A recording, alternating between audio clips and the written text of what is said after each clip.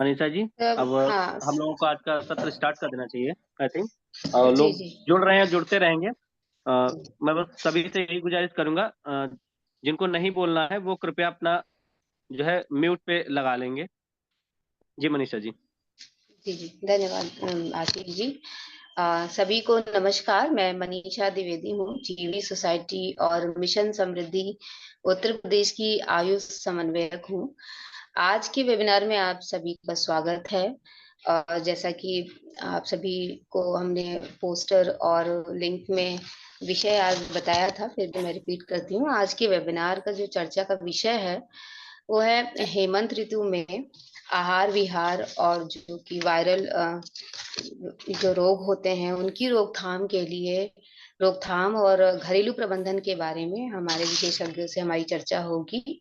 मेरे साथ आशीष जी हैं जो कि मिशन आरोग्य कार्यक्रम के सहयोगी हैं और वो मेरा सहयोग करेंगे आज के सत्र में।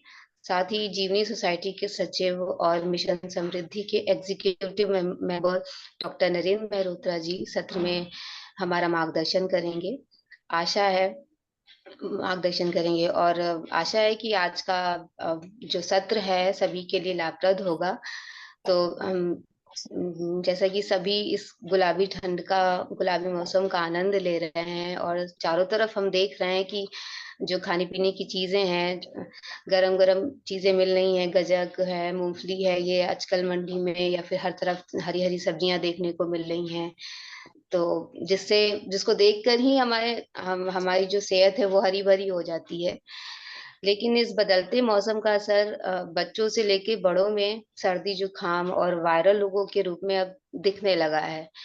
और आज के सत्र में हम इन्हीं मुद्दों पर विशेषज्ञों से चर्चा करेंगे। तो जी आशीष बहुत जी बहुत धन्यवाद हाँ। मनीषा जी। ऋतुचर्या व उसके संबंधित आपके जो भी प्रश्न हैं, तो चर्चा करने के लिए हमारे साथ जो भी विशेषज्ञ जुड़े हैं मैं उनका परिचय दे देता हूँ। हमारे साथ जुड़े हैं वैद्य सचिन पाटिल जी। आप पंचकर्म से एमडी हैं और वह सिद्धिगिरी आयुर्धाम जो कि कनेरी कोल्हापुर में है, वहाँ पे चिकित्सक हैं। वैद्य सुनील आर्या जी हैं। आप जीवनी आयुर्वेद पंचकर्म एवं क्षार सूत्र चिकित्सा केंद्र जो कि गुरुग्राम हरियाणा में है के संस्थापक व प्रधान भिषक हैं। हकीम मनीराम जी सिंह जी हैं। आप जो है स्टेट तकमील तिब्ब कॉलेज व हॉस्पिटल लखनऊ में एसोसिएट प्रोफेसर हैं और आप प्रसूति व स्त्री रोग विभाग में विभाग प्रमुख भी हैं। हमारे साथ योगाचार्य जी जुड़े हैं, डॉक्टर अवधेश कुमार शर्मा जी। आप योगाचार्य व प्राकृतिक चिकित्सक भी हैं एवं समग्र योग साधन एवं अनुसंधान संस्थान लखनऊ के संस्थापक व निदेशक हैं। आप सभी विशेषज्ञों का आज के सत्र में बहुत बहुत स्वागत है। सत्र को आगे बढ़ाते हुए मैं डॉक्टर नरेंद्र मल्होत्रा जी से निवेदन करूंगा कि वे जीवनी सोसाइटी व आज के सत्र के बारे में कुछ शब्द कहें। धन्यवाद आशीष मल्होत्रा जी। जी।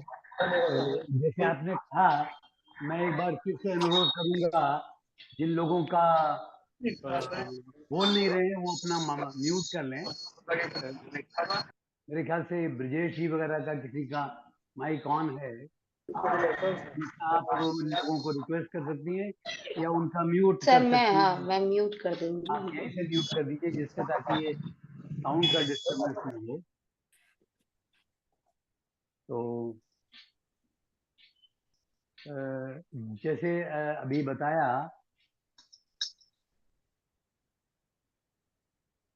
ये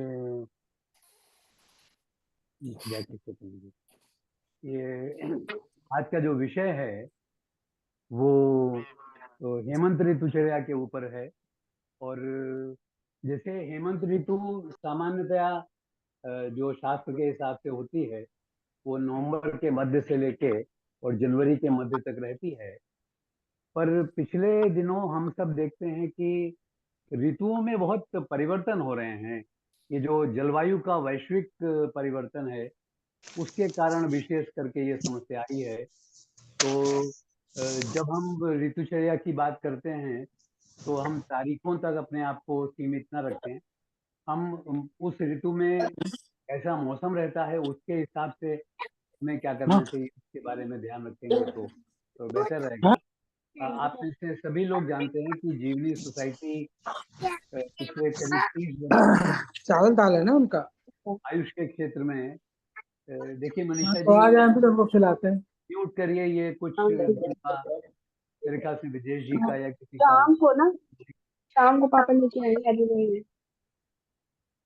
जिनको म्यूट कर लेंगे तब साउंड का डिस्टरबेंस नहीं होगा, नहीं तो बैकग्राउंड में। निवेदिता जी, आप कृपया अपना म्यूट कर लीजिए। मनीषा जी आप म्यूट कर दीजिए, या आशीष जी को आपने को होस्ट बनाया होगा तो उनको भी आप जी सर, मैं म्यूट कर देता हूँ, मैं म्यूट कर देता हूँ। हाँ म्यूट आप लोग कर दीजिए ताकि डिस्टरबेंसेस थोड़ा सा कम हो जाए।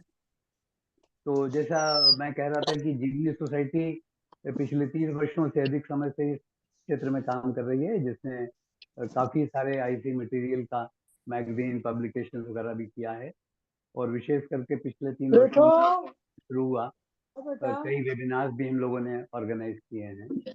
तो आप सब इसके बारे में अच्छी तरह से जानते हैं, और हमारे जो साथी हैं ये विशेषज्ञ देश के अलग अलग हिस्सों से इसमें जुड़े हैं।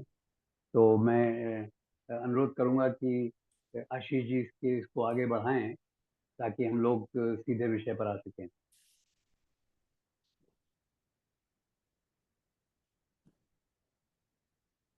जी सर, बहुत बहुत धन्यवाद। डॉक्टर नरेंद्र महोदय का बहुत बहुत धन्यवाद। जैसा कि लगभग सभी लोग जानते हैं कि हेमंत ऋतु चल रही है। हर ऋतु की तरह हाँ, इस मौसम में भी हमें अपने व अपनों के स्वास्थ्य की देखभाल मौसम के अनुसार करना है, तभी हम गुलाबी मौसम का आनंद भी ले पाएंगे। यद्यपि हेमंत ऋतु सामान्यतः नवंबर के मध्य से जनवरी के मध्य तक रहती है, पर वैश्विक पर्यावरण परिवर्तन के कारण हमारे यहाँ पर भी इसका असर पड़ रहा है। अतः गुलाबी ठंडक की दस्तक देने वाली हेमंत ऋतु में हमारी दिनचर्या कैसी होनी चाहिए, हम एक एक करके सभी वैद्यों से इसको जानेंगे। तो सबसे पहले हम चलते हैं वैद्य सुनील आर्या जी से कि इस मौसम में कैसी हमारी ऋतुचर्या हो उसके बारे में बताएं।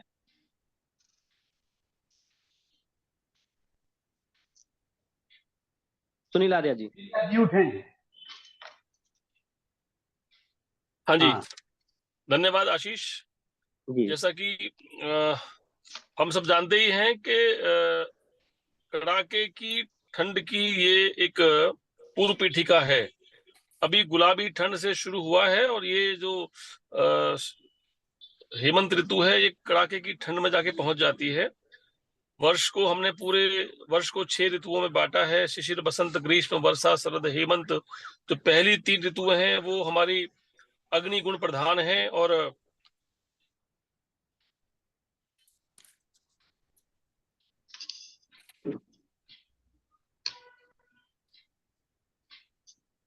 सर आपकी आवाज जो नहीं आ रही है। आशीष जी, सुनाई दे रही क्या अब आपको आवाज? नहीं सुनाई दे रही है सर की आवाज। मुझे भी नहीं आ रही है। इनको सुनील जी को बताइए कि इनकी आवाज नहीं आ रही है। डॉक्टर सुनील, आपकी आवाज नहीं आ रही है, आप एक बार चेक कर लीजिए अपना। सुनाई नहीं दे रहा, मुझे लग रहा है। इनको अलग से फोन करिए। चलिए, मैं तब तक वैद्य सचिन पाटिल जी से अनुरोध करूंगा कि हमारी दिनचर्या कैसी होनी चाहिए, इस पर कुछ कहें। ओके, सो मेरी आवाज आ रही है? जी सर, आ रही है। ओके, तो टेक्निकल खामी की वजह से मेरा वीडियो नहीं आ पा रहा है, तो उसके लिए पहले मैं माफी मांगता हूँ। और जो भी महान लोग जमा हुए उनको मेरा साधारण नमन। और आपके सभी के अंदर जो भी अग्नि रूपी जो सबसे बड़ा वैद्य है उसको नमन करते हुए मैं मेरी बात स्टार्ट करता हूँ। तो ये जो है ऋतुचर्या, जो हम बात डिस्कस कर रहे हैं, ये ऋतुचर्या, ये शब्द क्या है? ऋतुचर्या मतलब जिस ऋतु में हमें क्या करना चाहिए उसके बारे में जो आयुर्वेद के जो नियम है उसके बारे में हम बात कर रहे हैं। बाकी तो सभी ऋतु जैसे रहते ही है, पर मतलब जब हम वैद्य की तरह काम करते हैं तो हमारे सबसे ज्यादा शिकायत लोगों की रहती है कि आप बहुत परहेज बोलते हो कि ये नहीं खाना है, वो नहीं खाना है, ये नहीं करना है, वो नहीं करना है। पर ऐसे 2 ही ऋतु है जिसको हम बोलते हैं कि आप जितना चाहे उतना खा सकते हैं। मतलब खाना जो है यहाँ पे परहेज थोड़े कम होते हैं और खाना ज्यादा होता है। तो ये कौन से ऋतु है? तो 2 ऋतु वैसे ही है, हेमंत और शिशिर। ये 2 ऋतु ऐसे हैं जिसमें हम ज्यादा खा सकते हैं या फिर ज्यादा खाना ही चाहिए। क्या होता है इस जो ये जो हेमंत और शिशिर ऋतु जो है उसमें हमारी अग्नि बहुत ज्यादा बढ़ी हुई रहती है। बाहर ठंड रहती है, उसकी वजह से हमारा जो अग्नि है उसको अच्छे से बढ़ता है। अगर उस टाइम पे हम अगर अच्छे से नहीं खाएंगे या कम खाएंगे तो पहला दोषों का पाचन करता है, फिर धातु का पाचन करता है। उससे क्या होता है, उससे फिर से बीमारी बढ़ने का या वात बढ़ने का चांसेस रहता है। इसलिए बहुत ज्यादा खाना, मतलब इस टाइम पे हम गुरु सब खा सकते हैं। इसीलिए जो हमारे यहाँ पे जो ऋतु में जो भी सन आते हैं, जो भी हमारे त्योहार होते हैं, त्योहार किस लिए है, क्योंकि उसी की उसने योजना की हुई है। त्योहारों का मतलब ही वो है कि उस ऋतु में वो क्या करना चाहिए, उसी के लिए। पहले क्या होता था, जो अगर कोई जनसामान्य रहता था, उसको हम बताएंगे कि आप ऐसा करेंगे तो आपका हेल्थ का ऐसा होगा, तो कोई नहीं मानने वाला था। इसी के लिए उसको देवों के ऊपर उपवास और त्योहारों के बीच में बिठाया गया है। पर एक्चुअली ये साइंस है, इसके पीछे साइंस है। तो हर ऋतु में जो भी त्योहार आता है, उसका जो खाना होता है वही हमारा ऋतुचर्या का भी खाना होता है। इस ऋतु में क्या कौन से त्योहार आते हैं, इस ऋतु में आता है दिवाली। दिवाली में हम क्या खाते हैं सबसे ज्यादा, तो तला हुआ बहुत खाते हैं, मीठा खाते हैं, जो भी मतलब जो भी अच्छा है, बहुत ज्यादा जो हैवी है, जो हम जनरली वैद्य बोलते हैं कि नहीं खाना है, वो सब इस ऋतु में खाने के लिए अलाउड है। मुझे लगता है किसी की आवाज बीच में आ रही है। तो बिहार में भी वैसा ही है। इस टाइम पे आप बिहार में भी व्यायाम भी अच्छी तरीके से कर सकते हैं। शरीर का जो भी ऑप्टिमल हेल्थ जो रहता है वो इसी ऋतु में, हेमंत और शिशिर, ये दो ऐसे ऋतु है जिसमें हमें बहुत कुछ पंचकर्म या परहेज करने की जरूरत नहीं है। बहुत कुछ खा सकते हैं और सब हम पचा सकते हैं। तो इसी नोट पे मैं अपना पहला जो कमेंट है वो खत्म करता हूँ, और बाकी के विषयों के बाद में हम डिसीज और वो सब पंचकर्म कौन सा करना है, क्या करना है, कौन से दोष का क्या रहता है, उसके बारे में आगे आगे बात करेंगे। जी जी, बहुत बहुत धन्यवाद सर जी को। अब हकीम मनीराम सर जी भी हमसे जुड़ चुके हैं। तो मैं चाहूंगा कि उनसे निवेदन करूंगा कि यूनानी पद्धति में भी ऋतुचर्या के बारे में बहुत अच्छा बताया गया है। तो मैं उनसे चाहूंगा कि हमारी ये हेमंत की ऋतुचर्या कैसी होनी चाहिए, कृपया उसे बताएं।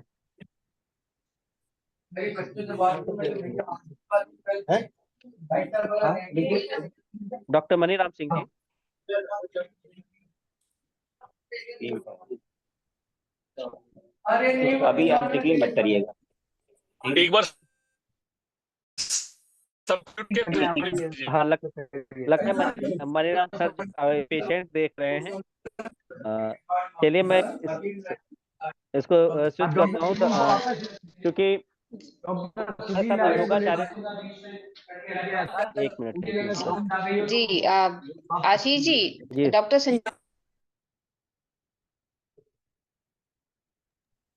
हेलो जी डॉक्टर।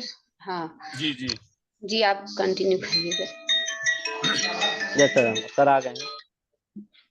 सुनील लहरे जी, आपकी आवाज कट गई थी बीच में। जी हाँ जी, मैं बोलता हूँ। जो बातें अभी सचिन जी कह चुके हैं, उसके जी अलावा आप उसमें कुछ ऐड करें जी जी, तो अच्छा रहेगा। मैं ये कहना चाह रहा था कि इसमें कोई शक नहीं है, ये सेहत की ऋतु है। और सेहत की ऋतु इसलिए है क्योंकि शरीर का पोषण इसमें अच्छा होता है। पोषण क्यों अच्छा होता है? क्योंकि इसमें अग्नि मजबूत रहती है, माने शरीर अच्छे भोजन को एक्सेप्ट करने की स्थिति में रहता है। इसलिए ये सेहत की ऋतु है। लेकिन इस मौसम में वैश्विक बदलाव के चलते या और कई तरह के व्यवधानों के चलते जो गंभीर रोग हैं उनके बढ़ने की और नई बीमारियों के होने की संभावना भी रहती है। इसलिए एक तरफ तो जहां हम कहते हैं ये सेहत की ऋतु है, वहीं दूसरी ओर इस मौसम में उन होने वाले संभावित रोगों की सावधानी बेहद जरूरी होने के चलते हमें एक बैलेंस रखना पड़ता है और बैलेंस रखना चाहिए, ताकि हम सेहत बनाए भी और जो एग्जिस्टिंग डिजीज हैं या नई बीमारियां हैं उसके फेर में ना फंसे। जी बहुत बहुत धन्यवाद आर्या सर जी। मैं अवधेश शर्मा जी से भी ये निवेदन करूंगा कि वो योगाचार्य मतलब जो हमारी चर्या है, तो ऋतुचर्या में योगों में भी बहुत ही अच्छा उल्लेख मिलता है। तो अगर इसमें कुछ ऐड करना चाहें तो प्लीज ऐड करें। जी मनीष जी, बहुत बहुत आशीष जी धन्यवाद। और सभी को मेरा नमस्कार, सभी लोगों को। बड़े अच्छे विषय पे हम लोग बैठ के इस चर्चा के साथ हैं। तो मैं चाहूँगा आप लोग सभी लोग अपना माइक जरूर बंद कर दें, क्योंकि हम लोगों की बात आपस में ही कोई सुन नहीं पा रहा है। तो आपस में परिचर्चा ऐसी हो रही है कि बस। तो मैं चाहूँगा कि जो भी लोग को होस्ट हैं और होस्ट कर रहे हैं हम लोगों को, जो बैठ बोल रहे हैं उनकी आवाज़ के अलावा दूसरों की आवाज़ बंद कर दीजिए। आज की इस चर्चा में सबसे अच्छा विषय है जो हेमंत ऋतु चर्चा की बात हो रही है। योग में तो इस काल को एक संक्रमण काल भी कहा गया है, साधना का काल। योग में कहा गया है कि जब दो ऋतुओं का मिलन होता है तो संक्रमण काल होता है वो, और संक्रमण का साधना काल है। जैसे कई लोग हमारे जो ऋषि मुनि हैं, आज भी साधु संत हैं, कुछ लोग पूरे मंथ में यानी कार्तिक में मौन धारण कर लेते हैं, वो बोलते नहीं है। सुबह का स्नान करते हैं, एक अल्प भोजन करते हैं, अल्पाहारी भोजन यानी एक समय का भोजन त्याग करके एक समय का भोजन करते हैं, जो उनकी साधना का एक विषय होता है। तो इस समय अगर हेमंत ऋतु में देखेंगे योग के आधार पर, तो योग ये साधना का समय है, जहां ज्यादा से ज्यादा वो ब्रह्म मुहूर्त की बेला में उठकर ब्रह्म साधना करते हैं। साधनाओं की वो क्रिया जिसमें प्राण साधना होती है, जिसमें प्राणायाम को आप व्यवहारिक रूप में हम प्राणायाम के द्वारा उसको जानते हैं। तो कुंभक की साधना होती है, और कुछ क्रियाएं ऐसी होती हैं जिसको हम मूलबंध अश्वनी क्रिया की साधना वो अत्यधिक की जाती है इस समय।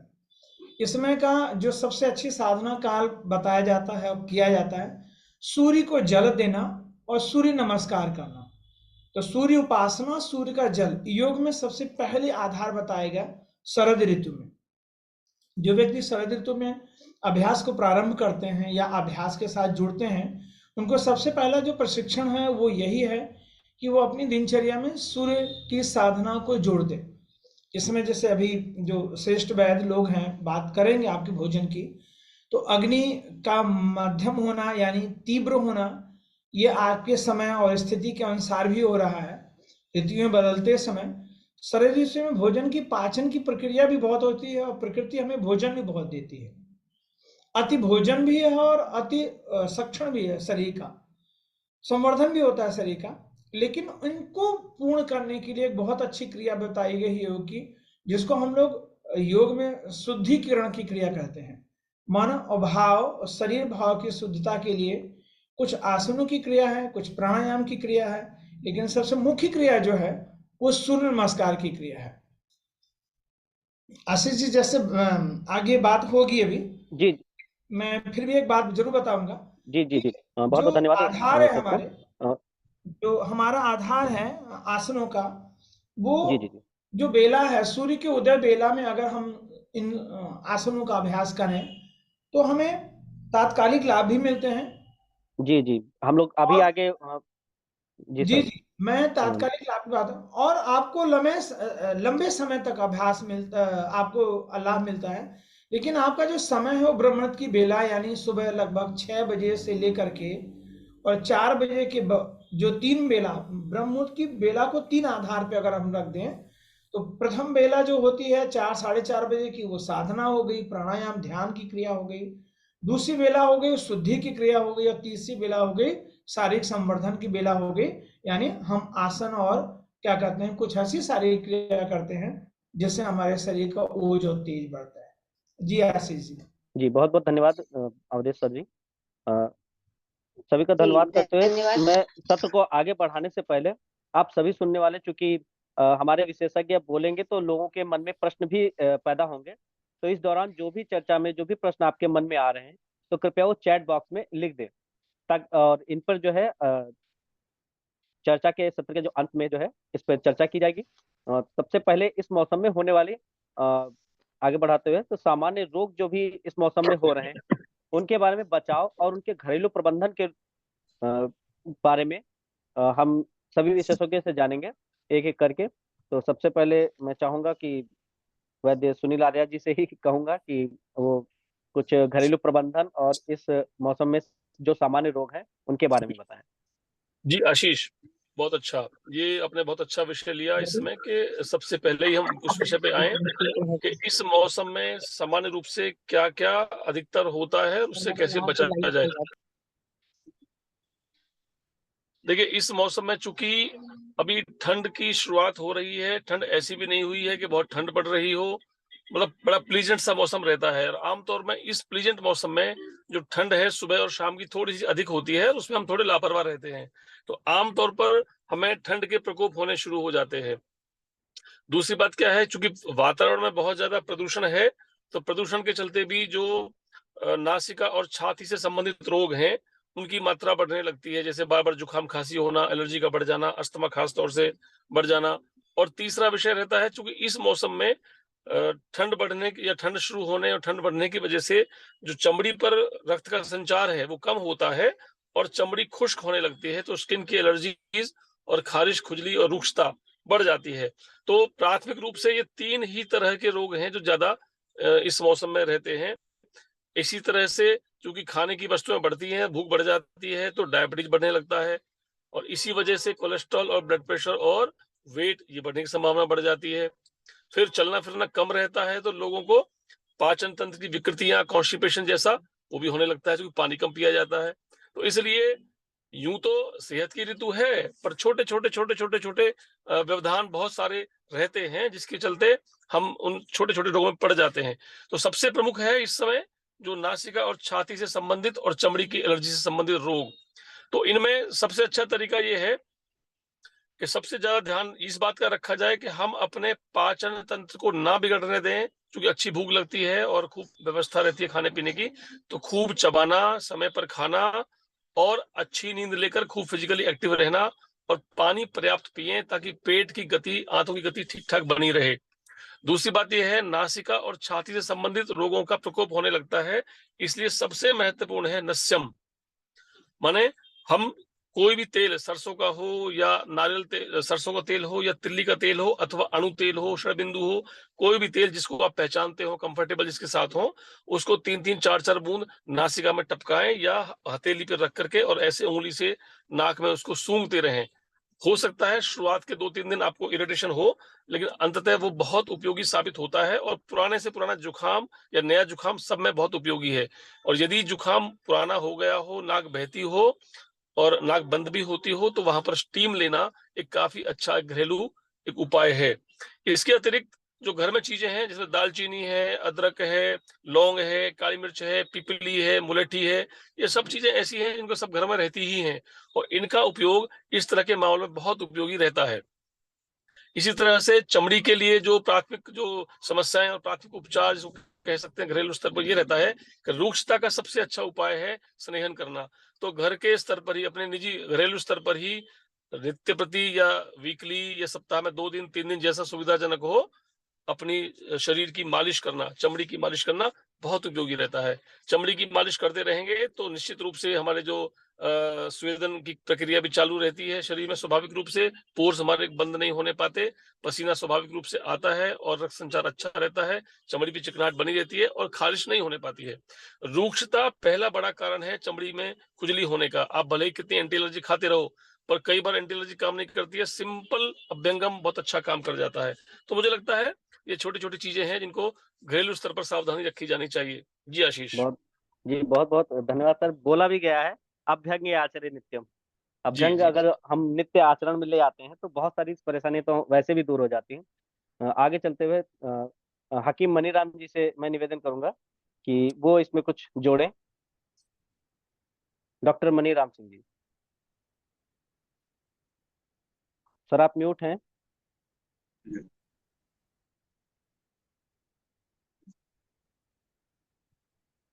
लग रहा है मनीराम जी थोड़ा व्यस्त हैं, तो इसी के आगे हम लोग आगे चलते हैं अपने नेक्स्ट विशेषज्ञ के पास। डॉक्टर वैद्य सचिन जी, मैं चाहूंगा कि आप इसमें कुछ जोड़ें, कुछ मौसम के बदलाव के कारण जो हमारे सामान्य रोग हैं और उनके घरेलू प्रबंधन रूप के बारे में। प्रणाम, मेरी आवाज सुनाई दे रही है? जी जी सर। हाँ चलिए, तो मैं पंचकर्मा देखता हूँ तो मैं जरा दोषों के बारे में और पंचकर्मा के बारे में ही बात करता हूँ पहले, और उसके बाद आगे आते हैं। जी सर।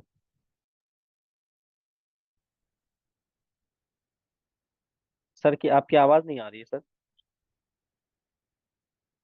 म्यूट तो नहीं हो गए, चेक करिए।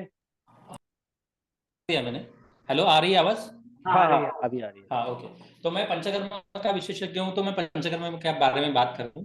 तो जैसे कि हम देखते हैं कि पंचकर्मा करना है तो कौन से ऋतु में कौन सा दोष बढ़ा हुआ रहता है, या पित्त उसका प्रकोप होता है, उसका संचय होता है, उसका प्रश्न होता है, वो एक बार हम देख लेते हैं। फिर पंचकर्मा के बारे में हम बात करते हैं कि क्या पंचकर्मा इस ऋतु के दरमियान करने चाहिए। ठीक है। तो जैसे हमारे 6 ऋतु है, उसमें ग्रीष्म और वर्षा ये ऋतु जैसे होते हैं, उसमें हमारी शरीर की जो ताकत होती है वो हीन होती है। वसंत और शरद ऋतु जो होता है उसमें मध्यम हमारी ताकत होती है। और हेमंत और शिशिर ये ऐसे ऋतु है जहाँ में हमारी शरीर का बल जो होता है वो उत्तम होता है। अभी जो हमारा हेमंत ऋतु का है उसमें कौन सा रस प्रदान होता है, तो मधुर रस प्रदान होता है बाहर वातावरण में। तो ये वैसे तो हेल्थ का है, पर फिर भी इसमें भी हमें करना जरूरी है, वो है कि आयुर्वेद में जो सबसे अच्छा बताया हुआ है कि बीमार ना पड़े कोई व्यक्ति, इसके लिए बताई हुई सबसे अच्छी चिकित्सा है रसायन। रसायन का जो सबसे अच्छा काल होता है, या जो भी अच्छा रसायन करने का स्टार्ट जो बोला गया है वो इसी समय में बोला गया है। हेमंत ऋतु से लेके शरद, आगे भी ऋतु जो आएंगे उसमें भी शरद से स्टार्ट करते हैं थोड़ा थोड़ा, पर हेमंत और शिशिर इसमें रसायन जो हमें देना होता है वो अच्छे से दे सकते हैं।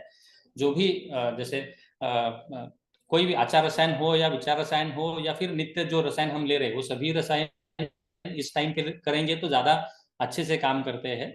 और जैसे मैंने बोला था कि जो भी त्योहार होता है वो त्योहार इसीलिए रखा होता है क्योंकि उसमें जो हम आचरण करते हैं वो उस पूरे ऋतु में करना होता है। इसीलिए दिवाली में अभ्यंग स्नान करते हैं वो इसी के लिए रखा है, क्योंकि इस ऋतु में हमारे शरीर का जो त्वचा रहती है वो रूखी हो जाती है, बाहर भी रूखापन रहता है। तो उसके लिए एक ही पंचकर्म हमारे यहाँ पे बताया गया है कि उस नित्य करना है, वो है अभ्यंग। तो इसके लिए अभ्यंग इस ऋतु में पूरे कम से कम हफ्ते में 2 या 3 बार तो करना ही चाहिए। अगर नहीं हो रहा है तो एटलीस्ट तलवों को और फिर पैरों को, नाभि और सिर, और इन 4 जगहों पे तो कम से कम तेल लगना ही चाहिए।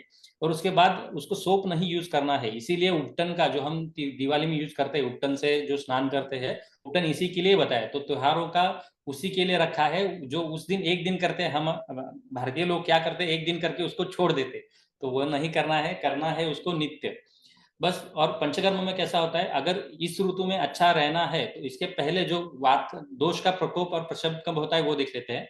जो कफ रहता है उसका संचय होता है शिशिर ऋतु में, और प्रकोप होता है वसंत ऋतु में। तो कफ का जो होता है वमन होता है वो करना होता है वसंत ऋतु में। वात का जो संचय होता है वो ग्रीष्म ऋतु में होता है, और प्रकोप होता है वर्षा ऋतु में। तो बस्ती करनी होती है वो वर्षा ऋतु में करनी होती है। और पित्त का जो होता है, पित्त का संचय होता है वर्षा ऋतु में, और प्रकोप होता है शरद ऋतु में। तो शरद ऋतु में उसका विरेचन करना होता है। तो अगर हेमंत में अच्छा रहना है तो उसकी तैयारी शरद ऋतु से करनी है। शरद ऋतु में अगर आप पंचकर्म विरेचन करेंगे या फिर रक्त मोक्षण करेंगे तो आपको आगे की जो बीमारी होने वाली है, जैसे अस्थमा का अटैक हो गया, या फिर त्वचा का जो भी हम रूखापन, या फिर जो भी फुंसिया वगैरह आना, एलर्जी कंडीशन होना, ये सब जो चीजें होती है, अगर उसको रोकथाम करनी है तो पहले शरद ऋतु में विरेचन करवाइए, रक्त मोक्षण करवाइए, उसके बाद हेमंत ऋतु से आप रसायन स्टार्ट कर दीजिए। रसायन करेंगे तो आपको बहुत सी बीमारियां नहीं होंगी। तो मेन हेमंत ऋतु का अगर कुछ है तो है रसायन चिकित्सा। सचिन ओके? जी, मैं यहाँ थोड़ा सा एक रोकना चाहूंगी हाँ बोलिए। कि ये विरेचन आप बता रहे हैं कि विरेचन हाँ करना चाहिए। हाँ इसको प्लीज थोड़ा सा इसको सिंपल वे में हमारे हाँ, सबसे सुनने वालों अच्छा को सिंपल बताइए विरेचन ना। अगर करना है तो उसके लिए रहता है एरंडेल। मतलब उसको शरद ऋतु में करना होता है, क्योंकि वहां पे पित्त का प्रकोप होता है। पित्त प्रकोप जब होता है, कोई भी दोष जब बढ़ता है, जब अवस्था के अनुरूप पंचकर्म करना रहता है। हमने डिसाइड किया इसके लिए नहीं करना होता है। पित्त का प्रकोप नेचुरली शरद ऋतु में होता है, उसके लिए उस टाइम पे विरेचन बोला गया है। अगर आसानी से आपको विरेचन करना है तो सबसे अच्छा होता है एरंडेल, मतलब कैस्टर ऑयल, एरंडे का तेल। तो उसको आप ले सकते हैं शरद ऋतु में, या फिर रक्त मोक्षण करवाते हैं। जो भी आपके पास वैद्य होंगे उनके पास जाके आप रक्त मोक्षण करवा सकते हैं। विरेचन की जो विधि रहती है उसमें आप प्रॉपर विरेचन तो करवा ही सकते हैं, पर आप घर में लेने वाले हैं तो विरेचन लेने वाले अगले दिन आपको कुछ मतलब बीमारी वगैरह नहीं है, बुखार वगैरह नहीं है, उस टाइम पे आपको सुबह सुबह 4:30 बजे उठने के बाद 30 ml एरंडेल लेना है। आप वो गुनगुने पानी के साथ ले सकते हैं। फिर आपको सुबह से लेके 10-12 बजे तक आपको एक 4-5-6 वेग हो जाते हैं, जिससे आपकी जो भी पित्त बढ़ा हुआ रहता है वो निकल जाता है, और वो आसानी से आपका पित्त चला जाता है। और ये अगर 2 ऋतु होते हैं जब हमारे बॉडी में सबसे ज्यादा वातावरण में भी और बॉडी में भी चेंजेस होते हैं, एक होता है वसंत ऋतु और दूसरा होता है अपना शरद ऋतु। तो वसंत ऋतु और शरद ऋतु, ये 2 ऋतु में अगर आप नित्य विरेचन या फिर रेचन, ऐसा जैसे मैंने बोला था कि एरंडेल लेना है, अगर आप ऐसा कर पाए तो आपको बाकी कुछ ज्यादा बहुत कुछ करने की जरूरत नहीं है। जो भी दोष का इधर उधर हुआ रहता है वो उसको मैनेज कर सकते हैं। पर एटलीस्ट शरद ऋतु में विरेचन लेना चाहिए, वर्षा ऋतु में हमें बस्ती लेना चाहिए, और वसंत ऋतु में हमें वमन करना चाहिए। अगर हेमंत ऋतु एक ऐसा है, इसमें कौन सा पंचकर्म करना है, तो बस नित्य अभ्यंग करता रहना है। अभ्यंग ही आप करेंगे तो भी आपका बहुत सारा अच्छे से हो जाएगा। इसमें नाभि पूरण नस्य, मतलब नित्य नस्य, प्रतिवर्ष नस्य जो बोलते हैं हम, 2-2 बूंद डालने वाला, वो अगर करते रहेंगे, कर्णपूरन, शिरोपिछू, ये सब करते रहेंगे तो बाकी कुछ करने की जरूरत है नहीं। विरेचन लेने का सबसे अच्छा तरीका, आसान तरीका यही है कि एरंडेल ले लीजिए। ओके जी, बहुत बहुत धन्यवाद सचिन सर जी। मैं सभी सभी सभी एक मिनट, मैं डॉक्टर सचिन को कुछ बता रहा था। हाँ बोलिए। सचिन, हाँ बोलिए सर। सामान्यतया हम लोग इस चर्चा में हाँ घरेलू प्रबंधन की बात ज्यादा करते हैं ओके। और ऋतु से संबंधित। हाँ तो हाँ आपने शरद के बारे में बताया, वो तो ठीक है, हाँ हाँ क्योंकि शरद से हम प्रिपरेशन करेंगे तभी हेमंत को मैनेज कर पाएंगे। Yes yes yes. और बाकी सारी ऋतुओं के बारे में हाँ हर बताने की शायद आवश्यकता नहीं पड़ेगी। नहीं थी, पर बस जब मैंने उस ऋतु में आएगा तब उस ऋतु में हम ओके चर्चा करते हैं उसके बारे ओके में। Okay okay. और जो वैद्यों के पास जाने की आवश्यकता पड़ती है वहीं पर जाना चाहिए। मतलब घर में कोई रक्त मोक्षण वगैरह नहीं, घर में रक्त मोक्ष नहीं होगा, नहीं होगा। हाँ, क्योंकि लोगों को लगेगा अरे रक्त मोक्षण बताया है तो कैसे करें, तो अगर किताब वगैरह से पढ़ के करें तो वो नहीं करना चाहिए। नहीं घर में नहीं जो करना है, वैदिक पास जाके करना पंचकर्म करना है, है, जैसे वैदिक पास जाके। नस्य है या तेल लगा के अभ्यंग नाभि करना है, पूरक वो घर तो में या करने का सबसे अच्छा है अभ्यंग, नित्य हाँ, अभ्यंग। नाभि में तेल लगाना है, सर पे तेल लगाना है, तलवे में तेल लगाना है, Exactly. ये सब तो व्यक्ति घर में कर सकता घर है। में कर सकते इसके लिए वैद्य के पास जाने की जरूरत आवश्यकता नहीं होती है।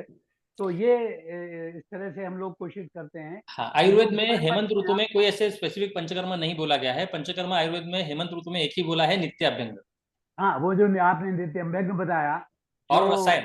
सुनील जी ने भी बताया कि हाँ, नित्य अभ्यंग करना चाहिए, तो वो और सुनील जी भी इसके बारे में बता चुके थे। हाँ तो पॉइंट ये है कि हम जब लोगों को बता रहे हैं तो ये थोड़ा सा ध्यान रखें। ओके। हाँ, रसायन एक है, रसायन को बिल्कुल हाँ, ध्यान रखना है और करना है।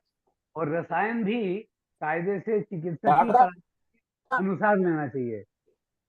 बाकी कौन सा रसायन अपने से ले सकते हैं, जैसे शरद ऋतु में शरद पूर्णिमा के दिन वो तो रात को एप्लीकेशन तीनों की अलग अलग घी करता हूँ। में एक जिसकी थोड़ा इसको शक्कर एक या कुछ नाम लिखते हैं, जिसको मिश्री बनाने डाल से के तीनों अलग अलग दिमाग एप्लीकेशन, में रखते हैं चंद्रमा के, बाकी फॉर्म चल वो जाएगा। एक तरह की रसायन का काम करता है। तो इस तरह का रसायन तो सभी लोग हमारे यहाँ शरद ऋतु में लेने की परंपरा रहती है। तो जो रसायन घर पे ले सकते हैं बना के, वो बता आंवला, सकते हैं। आंवले का रसायन, आंवला जितना यूज आंवले कर का सकते हैं। रसायन, आपने बहुत अच्छी बात, मतलब मैं अभी उसको कहने की बात शुरू कर रहा था। इस समय आंवला आना शुरू हो जाता है और अच्छा आंवला आने लगता है, तो आंवले का खूब सेवन कर सकते हैं। आंवले का ये रसायन जितना यूज करेंगे उतना अच्छा रहता है। हाँ, तो हमारा ये प्रयास रहेगा कि लोग घर पे अपने आप को कैसे घरेलू तरीके से मैनेज कर सकें, उस पर ध्यान रखेंगे। धन्यवाद सचिन जी, और सॉरी फॉर इंटरप्शन। अभी मनीराम आए सर, क्या चालू, आपका हुआ चालू? मनीराम सर जी भी हमसे जुड़ चुके हैं। मैं हाँ, चाहूंगा कि वो भी अपना यूनानी पद्धति से जो भी घरेलू प्रबंधन और सामान्य रोग हैं उनके बारे में कुछ बताएं, इसमें कुछ ऐड करें। Doctor Maniram sir.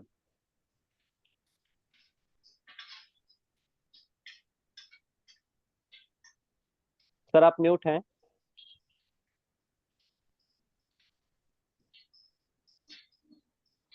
जहाँ रसायनों की बात चल रही थी, तो इस ऋतु में एक ऋतु हरितिकी रसायन भी है। मैं उसके बारे में थोड़ा सा बता देता हूँ, तब तक मनीराम जी हमसे जुड़ रहे हैं। तो अ, ऋतु हरितिकी में हरितिकी को इस मौसम में पीपली के साथ जो है लेने का उल्लेख मिलता है अपने हमारे आयुर्वेद में। मनीराम सर, आप हमसे हमारे साथ जुड़ चुके हैं, तो मैं चाहूंगा कि आप भी इस मौसम में होने वाली जो सामान्य रोग हैं और उनके घरेलू प्रबंधन क्या है उनके बारे में कुछ बताएं। म्यूट है सर। हेलो, हाँ सर। सर आवाज आप आ रही है? वीडियो, हाँ आवाज आ रही सर, वीडियो ऑफ कर लीजिए तो आपकी आवाज और क्लियर आएगी सर। अच्छा, वीडियो ऑफ कर देता हूँ। हाँ हाँ सर। सेकंड, सर आप बोलिए सर, आप आवाज आ रही है आपकी। आवाज आ रही है ना? जी जी, आप चलिए, बोलिए। बहुत दिनों के हम लोग इस कार्यक्रम में आए हैं। सभी को पहले तो सादर प्रणाम। खासकर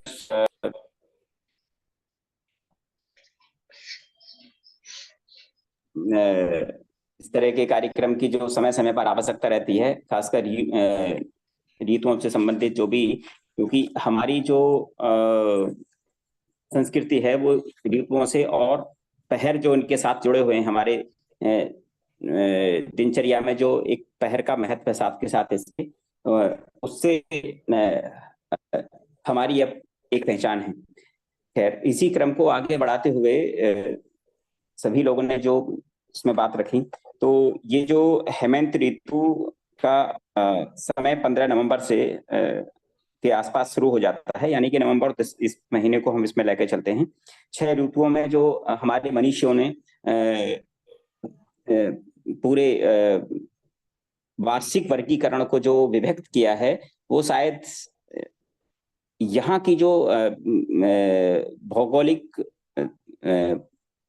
दृष्टि है भारत की, भारतवर्ष क्योंकि पहले तो काफी बड़ा रहा है ये, तो इसको जहां तक मेरा अपना मानना है, वो स्वस्थ रहने के, हेल्दी रहने के उद्देश्य से ही उन्होंने इसके ऋतुओं में विभक्त किया है, मतलब वर्गीकृत किया है, और किस ऋतुओं में किस चीजों को खाया जाए और किन चीजों से परहेज जो बातें हमारे साहित्य में मिलती हैं वो बड़ी प्रासंगिक हैं, और इनका मैं समझता हूं कि प्रचार प्रसार वर्तमान परिप्रेक्ष्य में अधिक होना चाहिए, जिससे कि हमारा जो भौगोलिक दृष्टिकोण है और हम जो भारत के जो संस्कृति है उसको जो लेके आगे चल रहे हैं, इसमें यहाँ की जो भौगोलिक दृष्टि है, यहाँ का जो पर्यावरण है, यहाँ की जो ऋतुएं हैं, यहाँ का जो मौसम है, उसका हमारी हेल्थ से सीधा कनेक्शन है। तो जिस मौसम में जिन चीजों की ज्यादा पैदावार होती है, हमारे मनीषियों ने पहले इस चीज को बताया है कि उसके ज्यादा फायदे होते हैं उस समय पर चीजों का सेवन करने के लिए।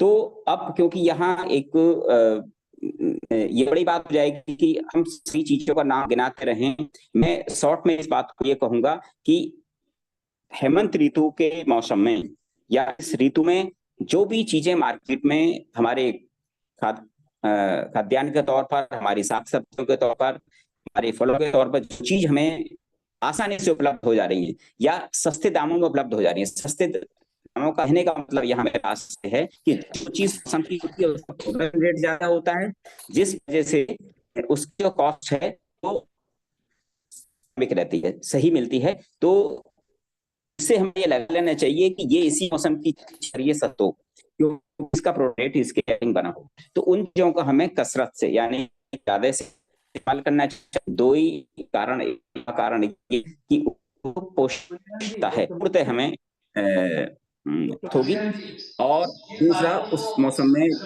चीजें जो होंगी वो सस्ती होंगी। खैर, ये एक बात रही।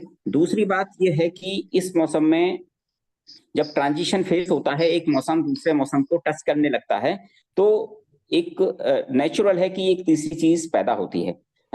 हम ये देखें, जब नमी के साथ हरारत मिलती है, हरारत मतलब गर्मी है नहीं, नमी और गर्माहट, जब ये दोनों चीजें एक साथ मिल जाती हैं तो जर्मिनेशन प्रोसेस स्टार्ट होता है। ये मेडिकल साइंस कहती है, यही प्रक्रिया है। अगर इसको हम बड़े करीब से देखें कि खेत में जब हम एक बीज डालते हैं, उसका रोपण करते हैं, तो बीज डालने से पहले हम उसको उसकी ग्राउंड बनाते हैं, यानी कि उसको एक नमी देते हैं, और ऊपर से जब सूर्य भगवान की कृपा होती है और एक तापमान हमें एक उस लेवल का मिलता है, तो हमारे जो बीज हमने डाला हुआ है उसका अंक हो जाता है। जब वो फेज हैं तो तीसरा प्रोसेस है वो हमें मिलता है। तो यहाँ कहने का तात्पर्य इस ये है कि एक ऋतु में प्रवेश हो रहा है, तो बट कुछ इसमें आ जाती हैं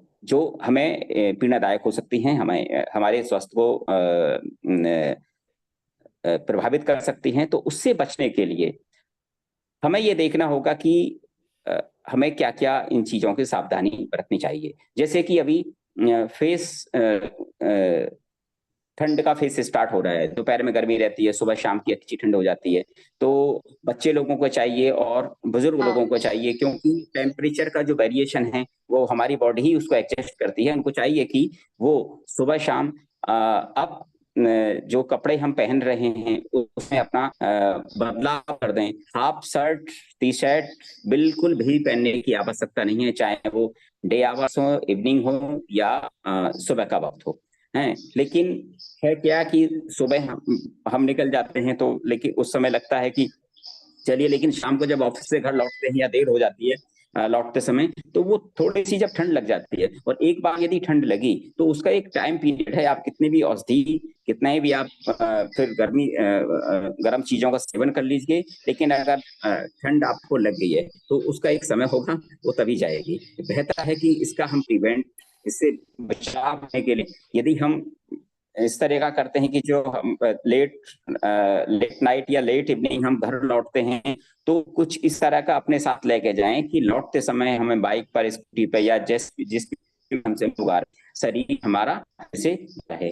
आप एक चीज को देखते होंगे कि नवंबर का जो महीना होता है वो स्टॉक का पीरियड भी कहा जाता है मेडिकल साइंस में, इसमें क्योंकि ब्लड प्रेशर शूट अप है मॉर्निंग आवर्स में और इवनिंग में, जैसे ही टेम्परेचर का वेरिएशन होता है। अब मान लीजिए दिन का तापमान यदि 35 डिग्री है और शाम का होते होते 20 डिग्री आ गया, नहीं तो 15 डिग्री टेम्परेचर को एक नॉर्मल फिजिक वाले तो एडजस्ट मतलब कर लेती है बॉडी, फौरी तौर पर उसको बैलेंस करती है। लेकिन जिनका मेटाबॉलिज्म प्रोसेस उसको उसके अकॉर्डिंग नहीं है, तो उनको ये पीड़ा हो जाती है। और जनरली इस तरह के केसेस मेडिकल कॉलेजेस में और उसमें देखने को ज्यादा मिलते हैं। अब ये देख लीजिएगा, इसमें इसलिए बुजुर्ग लोगों को, बच्चे लोगों को बचने की आवश्यकता है कि सुबह और शाम के वक्त गर्म जो कपड़े हैं, हाफ शर्ट बिल्कुल भी नहीं पहने, ठीक है, और उसमें भी फुल शर्ट हो, वो भी थोड़ी जिनमें मतलब कॉटन हो, वूलन टाइप इस तरह की चीजें हो। अगर फुल बटन नहीं पहन पा रहे हैं तो इस तरह कपड़े भी पहनने की आवश्यकता है। दूसरा मच्छरों का भी प्रयोग। डॉक्टर मनीरा, मैं थोड़ा सा रोकना चाहूंगी क्योंकि टाइम का थोड़ा पाबंदी है, तो हम थोड़ा सा आगे भी बढ़े और प्रश्न और जो बिंदु है हमारे उस पर भी चर्चा कर ले। तो धन्यवाद मैं इसमें मनीषा जी से नहीं कहूंगा कि इसमें हम जो लोग निकलें घर से बाहर अपने शूज पहने, फलों का और खाने पीने में मैंने बताया दिया है कि उन चीजों का इस्तेमाल करें जो आसान मतलब सस्ती। और अगर सर्दी जुकाम की बीमारी है तो उसका घरेलू प्रबंधन कैसे करें, उसके बारे में आपको कुछ बताना हो तो वो बताइए। जी, अगर सर मैं बता रहा हूँ, अगर सर्दी जुकाम है तो जराकुश का एक पौधा है जिसको लेमन ग्रास हम के नाम से ज्यादा जानते हैं लोग। लेमन ग्रास सब एंटीवायरल प्रॉपर्टी इसके अंदर प्रूव्ड हैं। तो लेमन ग्रास 60-70 ml वाटर में बॉयल करके उसका डिकॉक्शन जिस तरीके से काढ़ा बनाते हैं उस तरीके से बना के उसको पिए, अगर कुछ एडिशन किए उसके अंदर तो ये जो फीवर होगा उसको भी सबसाइड करेगा। और वायरल का जो अटैक सीजनली जो होता है, जो मैंने बताया आपको, इस तरह के सीजन में वायरल का प्रकोप बढ़ जाता है जब फेस चेंज होता है, तो उससे भी बचाएगा। जी चलिए, धन्यवाद डॉक्टर मनीराम। आगे बढ़ते हैं। जैसा कि डॉक्टर अवधेश, हाँ डॉक्टर अवधेश जी सर, आप कुछ कहना चाहेंगे इस बारे में? जिस समय जो सर्दी जुकाम के रोग वगैरह होते हैं, लोगों को दवा वगैरह की शिकायत होती है, तो उसमें योग और प्राणायाम के हिसाब से। जी, इस ऋतु में सबसे पहले दिनचर्या का प्रारंभ अगर योग और प्राणायाम से होता है तो बहुत कुछ बीमारियां हम दूर कर सकते हैं। जैसे अभी बैद जी बता रहे थे नस की क्रिया, तो नस की क्रिया में सबसे मुख्य है कि आपकी नासिका में तेल डाल करके आप क्रिया करें, ये आपके आयुर्वेद में है। और योग में षटकर्म के द्वारा जलनीति की क्रिया बताई जाती है कि नाक में पानी से धुलाई करके और भस्त्रिका की क्रिया करके हम इस नासिका को ठीक कर सकते हैं। आज के समय अनुसार आज के समय अनुसार जो सर्दी जुकाम होता है, हमें जो नासिका के जो भी रोग हैं, आप जा सकते हैं, ब्रोंकाइटिस तक जा सकते हैं, और स्नोफिलिया तक भी हम नासिका में जलनीति करके इस क्रिया को ठीक कर सकते हैं, इस रोग को ठीक कर सकते हैं इस क्रिया के माध्यम से। इसमें एक महत्वपूर्ण क्रिया बहुत अच्छी बताई गई है, भस्त्रिका और सूर्यभेदी प्राणायाम बताया गया। अगर गुरुकुल में की पद्धति में सुबह हवन बताया गया कि हवन करने के बाद क्रिया बताई गई है। हम लोग को हवन सिखाया जाता था कि हवन की क्रिया के द्वारा फिर भस्त्रिका और सूर्यभेदी और सूर्य प्राणायाम की क्रिया, 3 क्रियाओं का आधार बताया गया है। इस हेमंत ऋतु में कहा यह जाता है कि जब आप सूर्य प्राणायाम करते हैं, यानी सूर्य साधना की क्रिया करते हैं, तो आपके शरीर में अग्नि तत्व बढ़ता है। अग्नि का स्वरूप जो मध्यम है इस समय, वो अग्नि तत्व जागृत होता है। और सुबह सुबह जिसके शरीर में अग्नि तत्व जागृत होता है, उसका पाचन, भोजन, दिनचर्या बहुत ही सहज सुदृढ़ होती है। तो तात्पर्य यह है कि कहने का कि अगर आपकी दिनचर्या में सूर्य प्रणाम, सूर्य साधना, सूर्यवेदी क्रिया और जलनीति क्रिया अगर आपके साथ है, तो आप सर्दी, जुकाम, सर दर्द, इन छोटी छोटी चीजों से आप बहुत ही जल्दी दूर हो सकते हैं। अपने अभ्यास में नियमित सूर्य नमस्कार की क्रिया जरूर रखें। नासिका में तेल डालें। तेल जलनीति नहीं कर सकते हैं, किसी योग से सीखें तो तेल डाल सकते हैं। तेल के लिए जो भी घर में आपके तेल है, शुद्ध रूप से सरसों का तेल या जो वैदिक चिकित्सकीय के द्वारा तेल बताया गया अणुतैलम डाल सकते हैं। अणुतैलम सबसे अच्छा है। और उसके बाद भस्त्रिका सूर्यभेदी प्राणायाम करें। भस्त्रिका की क्रिया आपके लगातार करने से जो आने वाले जो 4 मंथ हैं हमारे, हम नवंबर, दिसंबर, जनवरी, फरवरी वाले जो महीने हमारे इन ऋतुओं काल के हैं, इनमें आप बहुत अच्छे से अपनी नासिका के रोगों को दूर कर सकते हैं। और अपनी दिनचर्या में अगर प्रतिदिन तो नहीं, एक दिन हवन की क्रिया जोड़ दें आप। अगर किसी दिन शनिवार को या रविवार को आप एक दिन बनाएं ऐसा कि जिस दिन आप कम से कम कुछ देर तक 15 से 20 मिनट तक उस हवन की अग्नि के नजदीक बैठ सकें। तो हवन में जो साकल्य है, जो हवन में औषधीय चीज डाली जाती है, वो आपको बहुत ज्यादा परिवर्तित करेगी और आप महसूस करेंगे आपकी ये हमारी ये क्रियाएं जो सामान्य रूप से हम जिसको बहुत सहज रूप से लेते हैं, सर्दी जुकाम, लेकिन सर्दी जुकाम एक क्रिया बताती है कि आपके अंदर कहीं ना कहीं जल तत्व की मात्रा बहुत अधिक हो रही है और जल तत्व को पूरी क्रिया को अग्नि तत्व की आवश्यकता है। तो अग्नि से अपने आप को जोड़ें सूर्यभेदी की क्रिया के साथ। जी मनीष जी। जी आशीष जी। बहुत बहुत धन्यवाद सर जी। क्योंकि यह मौसम विशेषकर अभी देख रहे हैं कि नवजात व बच्चों के लिए पर्याप्त ठंड है। हम लोग भले इसको गुलाबी मौसम कह रहे हो, तो किसी न किसी वजह से बच्चों के कपड़े आए दिन भर में कई बार बदलने पड़ते हैं, वो गीले हो जाते हैं, तो बच्चों को इन्फेक्शन व ठंड भी बहुत जल्दी लग जाती है। तो ऐसे में इस मौसम में नवजात शिशुओं व बच्चों की देखभाल हम कैसे कर सकते हैं? मैं वैद्य सुनील आर्या जी से निवेदन करूंगा कि वो इसके बारे में कुछ बताएं। सर आप म्यूट हैं। आशीष जी, समय की बाध्यता है और विषय अभी काफी पेंडिंग है, तो मैं छोटी छोटी बातें बहुत जल्दी जल्दी बताता हूँ। जी जी जी बिल्कुल। दर्शकों से निवेदन है, चाहे तो नोट कर सकते हैं। देखिए, आपने बात तो की है बच्चों के लिए, तो बच्चों के लिए निश्चित रूप से ये मौसम काफी सेंसिटिव है इसमें, लेकिन हमारे यहाँ एक बहुत महत्वपूर्ण चीजें हैं जो घर के स्तर पर ही की जाती हैं, जिसमें एक तो है आपका स्वर्ण प्राशन है। स्वर्ण प्राशन बच्चों के लिए बहुत अद्भुत चीज है और नित्य प्रति किया जाना चाहिए। वैसे तो ये मंथ में एक बार भी होता है, पर आजकल और इसके दूसरे वेरिएशन भी आ गए हैं कि जो रोजाना वाले उस पर भी मिलता है, बाजार में आराम से मिल जाता है। स्वर्ण प्राशन बच्चों के लिए बहुत अच्छा है। ऐसे ही बाल चतुर्भद्र बच्चों के लिए बहुत अच्छा इम्यूनो बूस्टर है। अब मैं दूसरे विषय पर आता हूँ। बेसिकली बात क्या है, हमें अगर इस मौसम में होने वाले रोगों से बचना है तो यहाँ पर हमें अपनी इम्यूनिटी पर ध्यान देने की बहुत सख्त जरूरत है। जैसा कि वैश्विक परिवर्तन हो रहा है, आने वाले समय में वायरस के प्रकोप बढ़ने वाले हैं, बढ़ ही रहे हैं, देख रहे हैं, हर समय वायरस के ही रोग पैदा होते हैं। अच्छे एंटीबायोटिक्स अवेलेबल हैं, एंटी एलर्जी अवेलेबल हैं, पर एंटीवायरस कुछ भी ऐसा अवेलेबल नहीं है मॉडर्न मेडिसिन में जिसको खा के आप बहुत सुरक्षित अनुभव कर सकें। तो इसका इलाज क्या है? इसका इलाज एक ही है कि हम बचाव करें।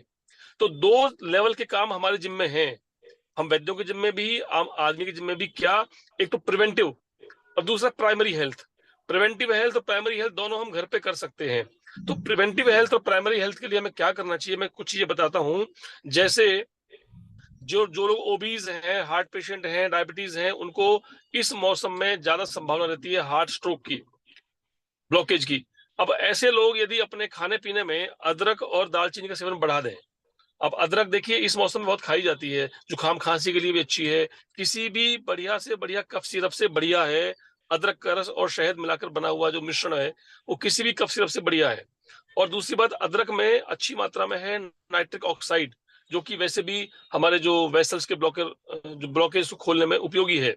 तो अदरक और दालचीनी का अच्छा सेवन किया जाए तो न केवल प्रिवेंटिव है बल्कि हार्ट और कोलेस्ट्रॉल वालों के लिए भी अच्छा है। इसी तरह से लहसुन भी है।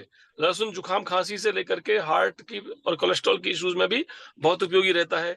शहद इस मौसम के लिए बहुत अच्छा है। ऐसे ही मुलट्ठी सब घर में जानते ही हैं, सब घर में होती है। मुलट्ठी काफी पाचन के लिए भी अच्छी है मुलट्ठी, और कफ के लिए भी अच्छी है, जुकाम खांसी के लिए भी अच्छी है। गिलोय हम पूरे वर्ष प्रयोग कर सकते हैं, पर गिलोय का सेवन बहुत विशेष उपयोगी है। तुलसी का सेवन बहुत विशेष उपयोगी है, जो कि वायरस के प्रकोप से बचाता है, साथ में जुकाम खांसी से बचाता है।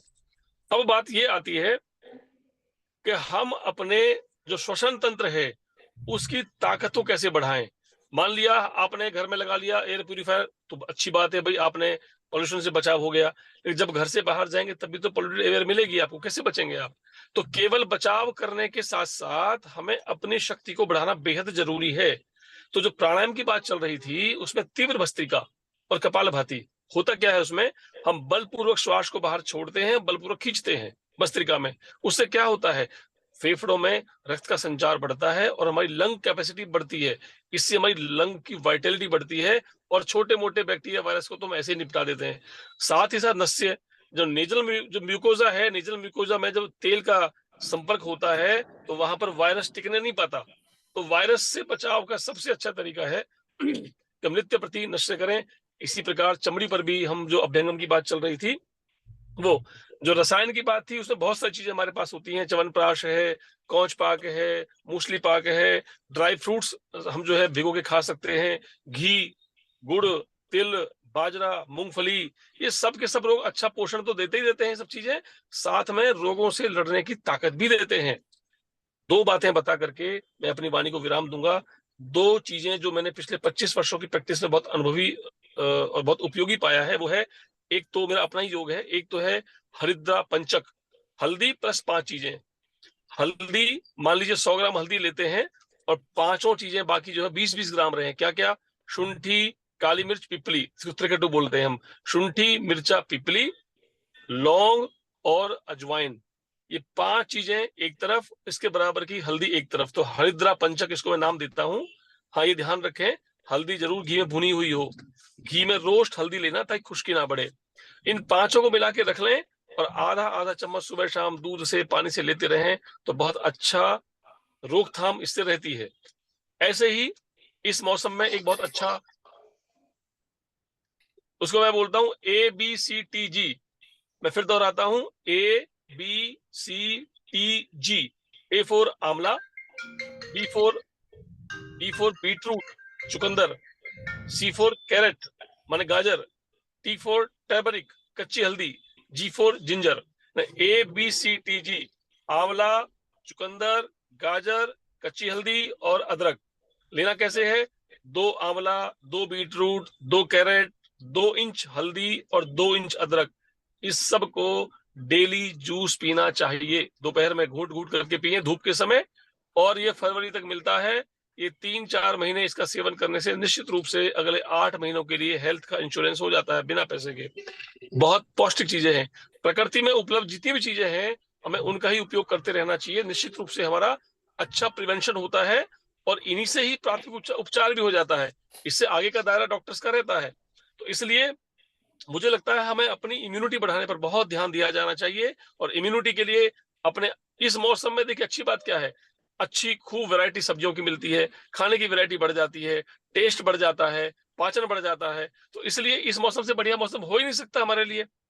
तो मुझे लगता है इस मौसम में इस बात का जरूर ध्यान रखना जाना चाहिए, अच्छा पोषण, अच्छा भोजन, अच्छी नींद, हल्का फुल्का व्यायाम और ठंड से बचाव। जी आशीष। जी धन्यवाद डॉक्टर सुनील आर्या, आपने बहुत ही विस्तार से, बहुत ही सुंदर तरीके से हमें बताया। आगे हम वैद्य सचिन पाटिल जी आपसे भी इस पे सुझाव जानना चाहेंगे कि इस समय जो जो थोड़ी गंभीर बीमारियां जैसे डेंगू, चिकनगुनिया, सूखी खांसी और वायरल रोग, इनके रोकथाम के लिए और प्रबंधन के लिए घर पे हम क्या कर सकते हैं, घरेलू उपाय जो होते हैं। नमस्ते। नमस्ते, आवाज आ रही है मेरी? जी जी आ रही है। ओके, तो जैसे वैद्य आर्या जी ने बोला है, तो इस ऋतु में जो जो करना चाहिए उसके बारे में तो उन्होंने बोल ही दिया है। तो जो उसको रिपीट ना करते हुए और उस समय के भी ये देखते हुए मैं भी मेरी बात थोड़े ही शब्दों में खत्म करना चाहूंगा। वैसे तो चिकनगुनिया या फिर ये जो डेंगू जो आपने बोला है उसके बारे में तो वही करना है कि वो तो वेक्टर बॉर्न डिसीज है, मतलब वो मच्छर से होने वाली बीमारी, तो मच्छर ना हो। और दूसरी अपनी इम्यूनिटी बढ़ाना है। हर किसी को जो मच्छर काटता है उसको डेंगू होता है ऐसा नहीं है, उसकी इम्यूनिटी अगर अच्छी रहेगी तो उसको कुछ नहीं होगा। चिकनगुनिया की वजह से मच्छर काटेगा तो ही होगा ऐसे नहीं, उसकी इम्यूनिटी अगर अच्छी रहेगी तो उसको चिकनगुनिया नहीं होगा। जैसे कि एक घर में 10 लोग हैं तो 10 लोगों को नहीं होता है, 2 या 3 लोगों के होता है, क्योंकि जब तक आपके अंदर का जो अग्नि है, जो आपके अंदर का जो सबसे अच्छा वैद्य है, वो ठीक से काम कर रहा है, तब आपको कुछ बीमारी नहीं होती। अगर वो अग्नि के ऊपर कुछ आवरण आ जाए या फिर वो वैद्य काम करना छोड़ दे, अग्नि रूपी वैद्य, तो फिर आपको बीमारी होना तय ही है। तो इसके लिए अपने अग्नि का वर्धन करते रहना है, उसको किसी भी चीज से बहुत ज्यादा उसको लोड नहीं देना है, यही सबसे बढ़िया है। तो अग्नि का देख के ही खाना खाना चाहिए, कुछ भी फिक्स करके इतना खाना है, इतना पीना, पानी पीना है, ऐसे कुछ फिक्स मत करिए। जैसा भी होता है, जो भी होता है, वो अपने भूख के अनुसार अपना, आपका काम क्या है, आप कितना फिजिकल एक्सरसाइज वगैरह करते हैं वो देख के ही खाइए। जैसे वैद्य आर्य जी ने सब तो बाकी चीजें तो बोल रखी है, तो उसमें कुछ ऐड करने लायक नहीं है, उन्होंने पूरा डिटेल में बता दिया है। फिर भी जो हमारे यहाँ पे जो रहता है, जो मसाले का डब्बा जिसको हम बोलते हैं, जो मसालों उस वो सबसे बढ़िया औषधि रहता है, तो उसमें जो भी ये है तो उसका भी हम यूज कर सकते हैं। इसमें बस एक ही ऐड करना चाहूंगा मैं कि सिद्धत जल।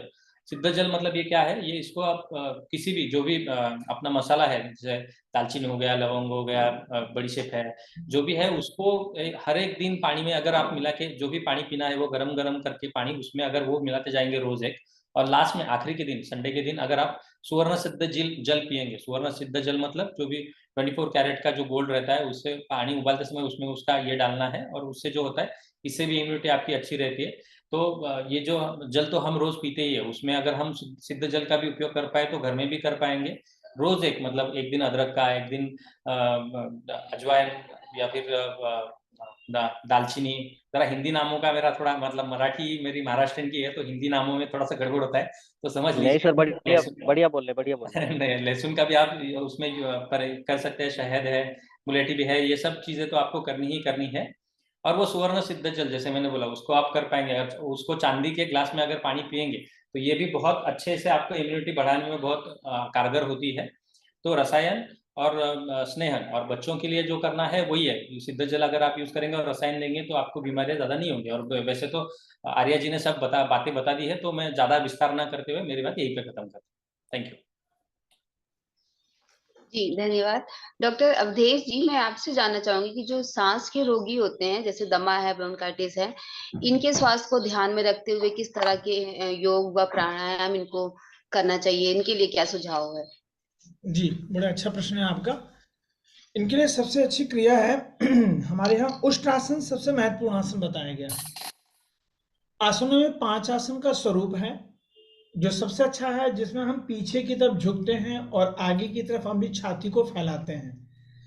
तो आधार है छाती का, यानी रिब केज, जो हमारी जो पसलियां हैं वो जितनी फैलें और जितनी ऊपर की तरफ उठें, उसमें हमारे फेफड़े को, हमारे लंग्स भाग को सबसे ज्यादा मजबूती मिलती है। पीछे झुकने वाले आसन में सबसे अच्छा और सबसे सरल और सहज आसन है उष्ट्रासन। उष्ट्रासन को हम जिस अवस्था से चाहे उस अवस्था में कर सकते हैं। हम अपनी जगह पे बैठ करके अपनी पीठ को पीछे कुर्सी पे भी रख करके इस आसन को कर सकते हैं। तो उष्ट्रासन का अगर अभ्यास नियमित रूप से अगर हम करें तो हमारे फेफड़े बहुत ज्यादा मजबूत होते हैं। दूसरा है हम जिसको भुजंग आसन बोलते हैं। दोनों हाथ बगल में रख के और अच्छे से अपने छाती को आगे खींचते हुए अपने अगर आपका कोई साथी जैसे जिज्ञासा वगैरह थोड़ा सा बैकग्राउंड में करके दिखा दें तो वो बहुत अच्छा लगेगा, लोग समझ भी पाएंगे। कई बार लोगों को सही आसन का ज्ञान, जिज्ञासा भी मेरे पास नहीं है, जिज्ञासा है वैसे। जिज्ञासा मेरी आवाज सुनने में आपने अगर कोई सेटअप किया हो, जिज्ञासा चलिए, अगर हाँ जी आसानी से संभव हो तो आप कर सकते हो, आ सकते हो क्या स्क्रीन पे? सर, मुझे सर 2 मिनट दे दीजिए, मैं सेट कर लेती हूँ। मुझे 2 मिनट दे दीजिए। ठीक है, हाँ तब ठीक तक है, ये बताइए, तब तक आप सेट कर लीजिए। ठीक हाँ है आप सर। सेट कर लीजिए जी। Okay sir. है कि लोगों को सही तरीके से करना आना चाहिए, नहीं तो कई बार लोग करते हैं और उनको लाभ नहीं होता तो कहते हमने तो किया, कुछ लाभ नहीं हुआ। क्योंकि आसन को करने का जो सही तरीका है, और आप तो ये भी उसमें जानते ही हैं और बताएंगे भी कि आसन को भी प्राणायाम के साथ कैसे जोड़ के श्वास की प्रक्रिया कैसे हो, तो उसका ध्यान रखें लोग तो और अच्छा रहेगा। जी जी जी, मैं अभी, तब मैं समय दीजिए, जिज्ञासा तैयार हो जाए इसके बाद आपको मैं आसन और प्राणायाम की पूरी प्रक्रिया के साथ उस अवस्था से जोड़ता हूँ। और मेरी भी एक कोशिश होती है, मैक्सिमम ज्यादा से ज्यादा जो लोग मुझसे जुड़ते हैं या मुझसे बातें करते हैं वो आसन तो जरूर करते हैं, लेकिन आसन का जो स्वरूप है उनका, जो आसन से जुड़ाव शरीर का, वो नहीं होता है। आसन का स्वरूप और आधार अलग अलग है। एक दर्शन ही आसन का अलग होता है, लेकिन आसन की आकृति जरूर उनसे, उनके शरीर से बनती है। लेकिन अगर आसन को आप देखेंगे उसके मूल दर्शन पर, उसकी डिग्री पर, कोण कौन सा है, जैसे आसन का नाम लेते हैं त्रिकोण आसन बोलते हैं, तो त्रिकोण आसन हमारे शरीर में होता कहाँ पर है, हमारे शरीर में त्रिकोणासन कहाँ पे, वीरभद्रासन कहाँ पे है, उष्ट्रासन कहाँ पर है। अगर पूरे शरीर की परिकल्पना को करें तो बहुत कम लोगों के पास ये ज्ञान है, ये आधार है कि वो उस आसन को आइडेंटिफाई कर लें कि उष्ट्रासन में उष्ट्रासन कहाँ होता है, पश्चिमोत्तानासन में पश्चिमोत्तानासन का आधार क्या है। तो हमें जो बताया गया वो आधार यही है कि शरीर का जो जुड़ाव है, जो हल्कापन है, जो खिंचाव है, कहाँ पे होता है, उस क्रिया के द्वारा हम आसन सिखाते हैं। जैसे अभी मनीषा जी ने पूछा कि प्राणायाम, तो वीडियो इसमें ऑन कर सकते हैं क्या? अवधेश जी, आप अपना वीडियो ऑन कर सकते हैं क्या? जी, तो अच्छा रहेगा थोड़ा। अच्छा, मैं देख रहा था कि वीडियो ऑन करने से आवाज थोड़ी रुक रही थी, तो मैंने वीडियो इसलिए बंद कर दिया था। आपकी आवाज ठीक आ रही है। अगर मेरी आवाज अच्छी आ रही तो मैं ठीक है। क्या जिज्ञासा आप तैयार हो गए? जी सर। जी सर। आप अपना वीडियो ऑन कर लीजिए। जी सर। मैं उष्ट्रासन की बात कर रहा था, आप अभी देखिएगा जिज्ञासा को उष्ट्रासन करते हुए। पहले मैं वो क्लासिकल पोज बता देता हूं जिसको सामान्य रूप से हम देखते और करते हैं, फिर मैं आपको प्रॉप्स के साथ दिखा देता हूं जिससे आप आसानी से इस आसन को कर सकते हैं। जिज्ञासा इस समय वज्रासन में बैठी हुई है, आप अपनी स्क्रीन पे देखें, वीडियो ऑन है, और यहां से उष्ट्रासन हमारा सबसे पहला आसन जो मैंने बताया, धीरे धीरे उठते हुए अपनी जो जंघाएं हैं उसको सीधा करती है। जंघा का भाग एकदम सीधा है, यहाँ पे श्वास भरने की क्रिया है, यहाँ पे भरना है, फिर छोड़ना है। छोड़ने के बाद पीछे की तरफ झुकाव होगा उसका, वो जितना अपने हाथों को ऊपर से ले जाकर नीचे की तरफ ला सकती है। अब ध्यान दीजिएगा, आसन का मुख्य आधार, जंघाएं जितनी सीधे आगे की तरफ जाएंगी, नाभि जितनी आगे की तरफ जाएगी, छाती में खिंचाव उतना होगा। हमारी छाती के नीचे एक डायफ्राम वाला भाग होता है, तो जब डायफ्राम में खिंचाव होता है तो श्वास बाहर बहुत अच्छी आती है, यानी बहुत ही अच्छे से हमारी क्या कहते हैं, डायफ्राम के खिंचाव से श्वास का बाहर। हम अक्सर होता क्या है, प्राणायाम में हम श्वास भरने की कला को सीखते हैं, लेकिन वास्तविकता यह है कि हमें श्वास छोड़ने की कला सीखनी चाहिए। भरना स्वाभाविक प्रक्रिया है, रोकना और छोड़ना ये यौगिक प्रक्रिया है। अगर आप रोकना सीखते हैं तो प्राणायाम करते हैं, अगर आप रोकना नहीं सीखते हैं तो प्राणायाम नहीं करते, तो केवल श्वास प्रश्वास की क्रिया करते हैं। क्योंकि हठ योग में कुंभक की क्रिया बताई गई है, पूरक, रेचक और कुंभक। तो कुंभक का जो रेशियो है वो लगभग 4 सेकंड का बताया गया। अगर 1 सेकंड में श्वास भरते हैं तो 4 सेकंड श्वास को रोकते हैं और 2 सेकंड में श्वास को छोड़ते हैं, ये कुंभक की प्रक्रिया है। जिज्ञासा, इसी को आप एक बार स्टूल या चेयर से बता दीजिए, इसी उष्ट्रासन को एक बार आप लोग फिर जिज्ञासा को देख लीजिए, उष्ट्रासन। अब जो लोग नहीं कर सकते हैं, जिनको ये क्लासिकल पोज नहीं किया जा सकता है, वो अपनी एक कुर्सी ले लें या कोई भी अवस्था, जैसे बोस्टर रखा है जिज्ञासा ने, और आसानी से अपने आप को पीछे की तरफ ले जाएं, टेक लगाएं धीरे धीरे। अब उनके आसन का पोस्चर देखिए, जिस तरह पहले था क्लासिकल पोज में, उसी तरह अभी भी इनका पोस्चर है और ये कुछ देर तक रुक सकती। मेरे पास कई लोग अस्थमा दमा के पेशेंट हैं जिन्होंने कहा कि जब से हम इस आसन को कर रहे हैं हमारी श्वास में प्रभाव आया, हमारे श्वास में बहुत ज्यादा दबाव खिंचाव जो था, हमने इनहेलर बंद कर दिया है। हमारे यहाँ शंख बजाया जाता है इस क्रिया के बाद। उन्होंने पूरी तरह से कहा कि हमने जब से शंख बजाना सीखा है, जब से इन क्रियाओं से हम जुड़े हैं, हमारी छाती वाले भाग में बहुत हल्कापन सा महसूस हुआ। जिज्ञासा इस समय जिस आसन में है बहुत देर तक रुक सकती हैं, आधे घंटे तक रुक सकती हैं। और ये बहुत बड़ी बात है। आसन में अगर हम चिकित्सा की बात करते हैं, योग में चिकित्सा की बात करते हैं, तो वो आसन की स्थिरता है। आप अपने आसन को जितना स्थिर रख सकते हैं उतना ही ये आसन आपके रोग को दूर करता है। समय कम है, बहुत आसन है, बहुत चर्चाएं हैं और उस अनुसार मैं केवल एक उष्ट आसन पे ही चर्चा कर सकता हूं। जी आशीष जी, जी जिज्ञासा, धन्यवाद। जी धन्यवाद डॉक्टर अवधेश जी और जिज्ञासा जी, आपका भी बहुत बहुत धन्यवाद। बहुत अच्छे से आपने हमें दिखा के हम सभी को समझाया। आगे मैं जो डॉक्टर मन्ना जी हैं हुए हैं,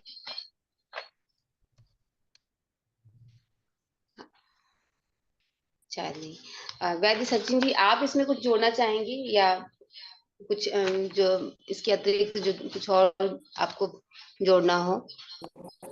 किस बारे में? योगा के बारे में? हाँ, योग के ही बारे में, खास तौर से सांस के जो रोगी हैं। तो योगा के बारे में तो जी ने हाँ, बहुत डिटेल से सांस बताया के हुआ जो है। रोगी हैं उनको ध्यान में रखते हुए सांस के रोगी के बारे में आपको बताना चाहते बताइए क्या हुआ? सांस के रोगियों के विषय में इस मौसम में हम क्या कर सकते हैं, उनको कैसे? तो हम जो करते हैं, जो सांस के रोगी जो रहते हैं उसको हम जो प्रिफर करते हैं वो वही है कि रसायन का ही यूज हम बहुत ज्यादा इस टाइम पे करते हैं। अगर हम रसायन अच्छी तरीके से कर पाए तो उससे ही वो सांस की बीमारियां ढंग से ठीक होने में बहुत सारी हेल्प होती है।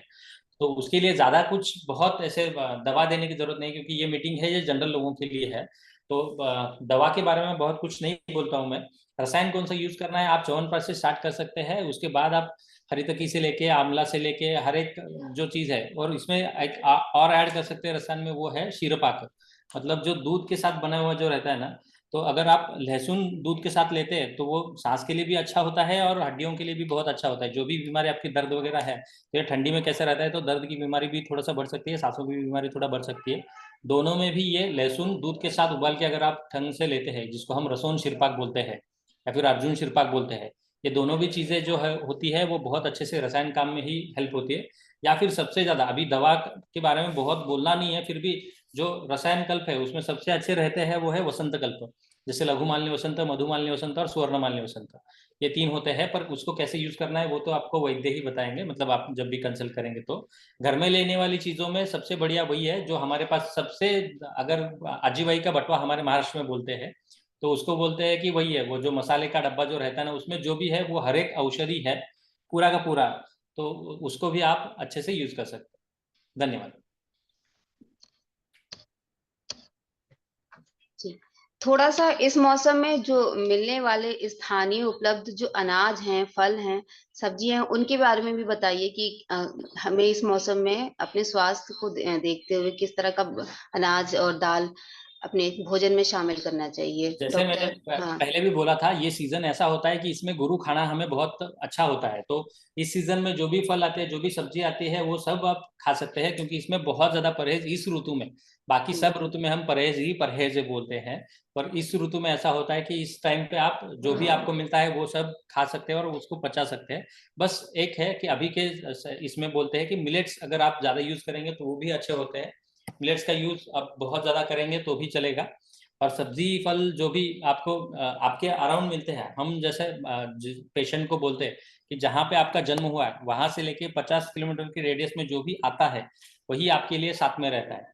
तो बहुत ज्यादा एक्सोटिक बाहर का वगैरह खाना, बाहर का वो ब्रोकोली और वो सब खाने के बजाय, हम जहाँ पे जन्मे हुए, जहाँ पे पैदा हुए, जहाँ पे बड़े हैं, जहाँ पे हमारा पूरा भरण पोषण हुआ है, वहां से 50 किलोमीटर के अंदर दायरे में इस सीजन में जो भी आता है वो फल आपके लिए अच्छा ही होता है, वो सब्जी आपके लिए अच्छी ही होती है।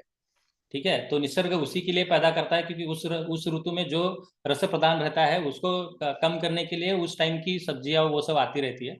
तो सीजनल जो भी आता है वो सब खाना है। एक इसको पॉइंट आउट नहीं करता हूं मैं, क्योंकि पॉइंट आउट हम जब करते हैं तो वो पेशेंट वो अलग तरीके से लेता है, इसलिए मैं सब्जियों के नाम वगैरह नहीं बोलता हूँ। 50 किलोमीटर के रेडियस में जो भी उस समय में आता है वो सब आप खा सकते हैं। ओके, ठीक, थैंक यू। चलिए इसी को आगे बढ़ाते हुए हमारे सहयोगी वैद्य आशीष जी ने अपनी ठंड की थाली तैयार की है, तो मैं चाहूंगी आशीष जी आप उसको सबके सामने प्रेजेंट करें। मैं शेयर कर मैं इस बीच में, हाँ ठीक है, आ गए। फिर वो भेजनी पड़ेगी सबको। सर थाली दिख रही है मेरी? हाँ दिख रही है, दिख रही है। हाँ सर, मैं सुबह में जैसे थोड़ा आर्य बता जी ने दूं बोला वैसे बस क्योंकि पिक्चर में दिखाइए, खाना भी खिलाइए। जी जी जी सर, बिल्कुल बिल्कुल। चूंकि आप अभी सभी विशेषज्ञों ने बताया कि इस मौसम में चूंकि खाने की ऋतु है, तो मैं एक जल्दी जल्दी से मैं इस पे थोड़ा ब्रीफ नॉलेज एक दे देता हूँ कि इस मौसम में मीठा खट्टा नमकीन स्वाद वाला भोजन अधिक उपयोगी और वह स्वास्थ्यवर्धक है, क्योंकि मीठा खट्टा नमकीन जो है ये थोड़ा इस मौसम में चूंकि गुरु है, और इस मौसम में गुरु आहार ही खाना चाहिए क्योंकि हमारी अग्नि बहुत अच्छी होने वाली है इस मौसम में। तो इसी के साथ सबसे पहले हम मीठा भोजन करेंगे। बहुत से लोग बोलते हैं कि मीठा सबसे लास्ट में लेना चाहिए, लेकिन ऐसा नहीं है, क्योंकि हमारा पाचन ही मीठे से स्टार्ट होता है। मुंह से जो पाचन क्रिया स्टार्ट होती है वो सबसे पहले मीठा ही डाइजेस्ट होता है। तो लार मीठे को डाइजेस्ट करती है, इसलिए मीठा सबसे पहले अगर हम खाते हैं तो उसका डाइजेशन भी प्रॉपर और अच्छी तरीके से होता है। इसी क्रम में मीठे भोजन में मूंग का हलवा है, इस मौसम में मिलने वाला लौकी का हलवा है, सूजी का हलवा है, गाजर का हलवा है, मलाई है, पनीर है, खीर है, रबड़ी है, और बहुत सारी में जो हमारी मिठाइयाँ हैं, जो कि कोशिश कीजिए कि शक्कर ना होके अगर गुड़ वाली मिठाइयाँ हमें मिलती हैं, तो ज़्यादा बेटर रहेंगी। खट्टे में इस मौसम में हम दही खा सकते हैं। 15 नवंबर के बाद जब हमारी हेमंत ऋतु स्टार्ट हो जाएगी, अभी तो शरद ऋतु ही चल रही है, तो शरद ऋतु 10-15 दिन में खत्म हो जाएगी। फिर हम दही का सेवन बहुत ही आराम से कर सकते हैं। दही चूंकि गुरु है और गर्म भी होती है, तो इस ऋतु में दही का सेवन इनके 5 जो मित्र हैं, जैसे शहद के साथ, मिश्री के साथ, आंवला पाउडर के साथ, मूंग के जो बड़े होते हैं उनके साथ, या घी के साथ, अगर इनका हम सेवन दही का सेवन करते हैं तो हमें काफी अच्छा लाभ मिलता है इस मौसम में। इसी के साथ साथ हम श्रीखंड भी खा सकते हैं। हाँ सर, श्रीखंड भी इस मौसम में बहुत ही अच्छा रहता है। श्रीखंड मिश्री से ही बना हुआ होता है, दही और मिश्री से। तो जिनको बहुत पुराना जुकाम है उसमें श्रीखंड बहुत अच्छा लाभ करता है, जो जिसको पीनस बोलते हैं। तो पीनस में श्रीखंड जो है बहुत बढ़िया लाभ पहुंचाता है। इसी के साथ अगर हम आटा देखेंगे तो गेहूं है, और चूंकि हमारे प्रधानमंत्री जी नरेंद्र मोदी जी ने भी जो है मिलेट्स पे बहुत जोर दिया है इस बार, तो मक्का है, ज्वार है, बाजरा है और रागी है, इनके आटे का भी हम प्रयोग इस मौसम में बहुत ही आराम से कर सकते हैं। मौसम की सब्जियां, चूंकि इस मौसम में आप सब्जी वाले के पास जाएंगे तो आपको पूरा सब्जी जो है हरी भरी एकदम दिखाई देगी। इस मौसम में बहुत अच्छी अच्छी सब्जियां उपलब्ध होती हैं, और इस मौसम में सारी सब्जियों के सारे विटामिन हम अपने शरीर में स्टोर करने के लिए हमारी अग्नि बहुत अच्छी रहती है। तो बथुआ है, तोरई है, पत्ता गोभी है, परवल है, सोया है, भिंडी है, मेथी है, कद्दू है, पालक है, लौकी है, गोभी है। तो बहुत सारी सब्जियां इस मौसम में उपलब्ध रहती हैं। और जैसा कि अभी सचिन सर ने भी बताया कि जो भी स्थानीय है, यानी 50 किलोमीटर के अंदर में जो भी सब्जियां आपके पास उग रही हैं, वो सब्जी का उपयोग आप उपभोग करें, तो आपके लिए बहुत ही बेनिफिट रहेगा। उड़द के व्यंजन भी इस मौसम में, चूंकि अभी अगहनी आएगी तो वो बड़े वगैरह भी बनेंगे, तो उड़द के व्यंजन भी इस मौसम में बहुत ही अच्छा और उपयोगी सिद्ध होते हैं। तो इनकी पिन्नी बनाई जाती है, उड़द का हलवा भी बनता है, उड़द के लड्डू भी बनते हैं, सक पैता जो बथुए के साथ या पालक के साथ भी बनता है, और दही बड़े। तो इस मौसम में उड़द का भी जो है बहुत अच्छे से सेवन हम लोगों को करना चाहिए। और कंद वाले अगर जो हम देखेंगे तो इस मौसम में लहसुन है, प्याज है, आलू है, शकरकंदी है, हल्दी है, उसके बाद सूरन है, जिमीकंद, चूंकि अभी जब दिवाली आएगी तो जिमीकंद खाना बहुत लोगों के में अनिवार्य होता है, तो सिर्फ वो उस त्योहार को मनाने के रूप में ही जिमीकंद को खाते हैं, जबकि जिमीकंद इस मौसम में बहुत ही अच्छा लाभ पहुंचाती है और कई रोगों में भी ये बहुत ही लाभकर है। गाजर इस मौसम में आती है, मूली आती है और अदरक का सेवन चूंकि सभी विशेषज्ञ पहले ही बता चुके हैं कि इस मौसम में बहुत अच्छा है। जो मौसमी फल इस समय, क्योंकि फल भी बहुत सारे इस मौसम में आते हैं, अंगूर आना स्टार्ट हो गया है, संतरा जो मीठा वाला संतरा है, आलू बुखारा है, कैथा भी इस मौसम में पकने लगता है। बेल है, चूंकि बेल कच्चा ही खाया जाता है और इस मौसम में हमारे जो बेल के पेड़ है उसमें बेल कच्चे रूप में आराम से उपलब्ध हो जाते हैं। सेब है, अनानास है, चीकू है और आंवला तो इस मौसम में सबसे बेस्ट है।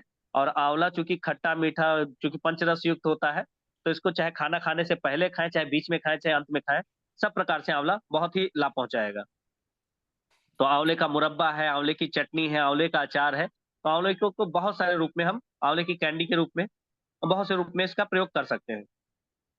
इस मौसम में गुड़ के व्यंजन और तिल के व्यंजन भी हमें मार्केट में, या अगर हो सके तो घर पे ही उसको बनाए तो ज्यादा अच्छा रहेगा। तो इस मौसम में गुड़ की चिक्की है, गुड़ की पट्टी है, तिल के साथ जो बनाई जाती है, गजक पट्टी है, रेवड़ी वगैरह है। तो गुड़ के जितने भी व्यंजन हैं, और गुड़ को सॉफ्ट मिला हुआ गुड़ भी इस मौसम में बहुत ही अच्छा उपयोगी रहता है। और सूखे मेवे मसाले जो भी हैं, तो अभी सर ने भी बताया कि ड्राई फ्रूट्स इस मौसम में बहुत अच्छे रहते हैं। खजूर और मुनक्का भी इस मौसम में बहुत अच्छा है। तिल इस मौसम का राजा है समझ लीजिए। अजवाइन है, जीरा है। इस प्रकार से हम सूखे मेवे और मसाले का उपयोग भी इस मौसम में कर सकते हैं।